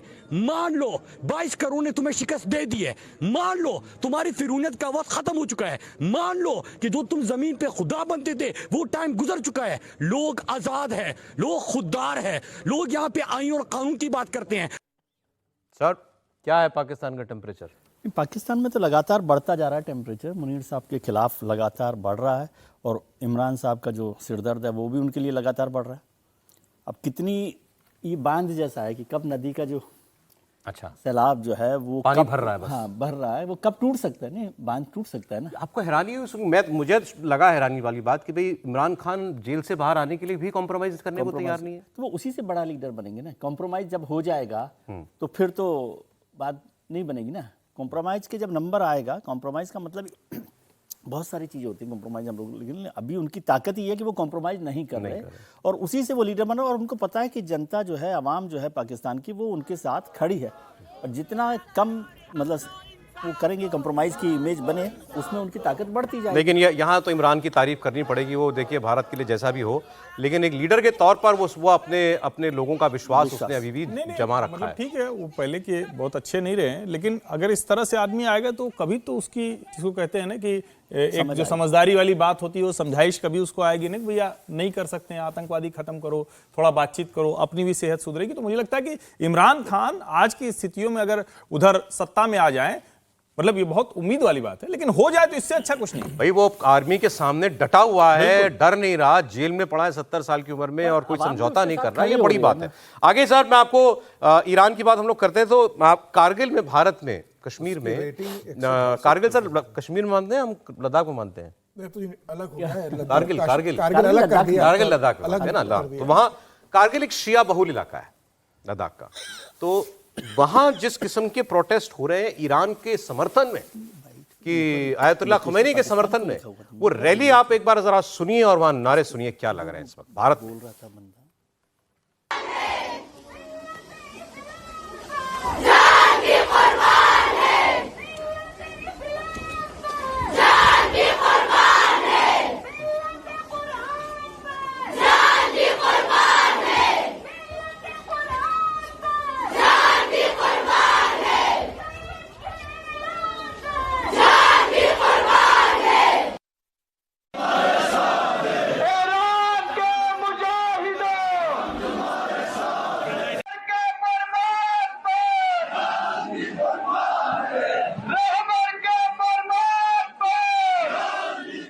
देखिए आप इसमें कोई कहेगा इसमें क्या प्रॉब्लम है आपको, वो उनको धार्मिक गुरु मानते हैं, तो आपको कोई प्रॉब्लम नहीं, उनकी धार्मिक आज़ादी है, लेकिन ये प्रॉब्लम होती है देश में जब लोगों को लगता है कि किसी और देश के लिए वहाँ पर मौजूद किसी तंत्र सिस्टम धर्मगुरु के लिए आपके अंदर जो है ऐसी भावना है, तो मतलब आपकी एलिजेंस जो है वो वहाँ कितनी ज़्यादा है इसको लेकर के फिर कुछ सवाल खड़े होते हैं, तो फिर हमारे यहाँ वो बहस छिड़ जाती है, या आपको डेमोक्रेसी पसंद नहीं है, आपको धार्मिक आज़ादी पसंद नहीं है। बताएं सर, इसमें कुछ प्रॉब्लमेटिक है इसमें? नहीं, इसमें प्रॉब्लमेटिक ही प्रॉब्लमेटिक है। मैं तो बार बार कहता हूं भाई, सिर्फ वो एक सिया बहुल मुल्क है, और वहां जो विरोध करने वाले हैं, क्या वो सुन्नी सड़कों पर उतरे हैं? क्या सिया ही उतरे हैं? सिया ही हैं सारे, सिया ही उतरे हुए हैं। वो सिया बहुल मुल्क है, ऐसा नहीं है कि सुन्नी नहीं है, सुन्नी है, बट नेग्लिजिबल उनका प्रोपोर्शन है वहां पे। लेकिन वो उतरने वाले कौन है? वहां के लोग हैं। दूसरी बात, बार बार हम कह रहे हैं, ये बार बार ये दोहराए जाने की आवश्यकता है कि जो सावरकर जी कहते थे कि धर्म आप यहां हैं, लेकिन आप देखते किसर हैं, आपके लिए प्रायोरिटी किधर हो जाती है, आपके एलिजियंस कहां हो जाते हैं, आपका एलिजियंस इस टेरिटरी से बाहर हो जाता है। तो कल जाकर के आप कहते हैं कि बार बार कहते हैं कि जिहाद जो है वो जो गलत है उसके खिलाफ हमारा धर्म युद्ध है। तो बांग्लादेश में मारे जा रहे थे, तो ये कहां पर थे? ये सारे लोग आकर के खड़े क्यों नहीं हो रहे थे? क्योंकि वहां हिंदू मारा जा रहा था।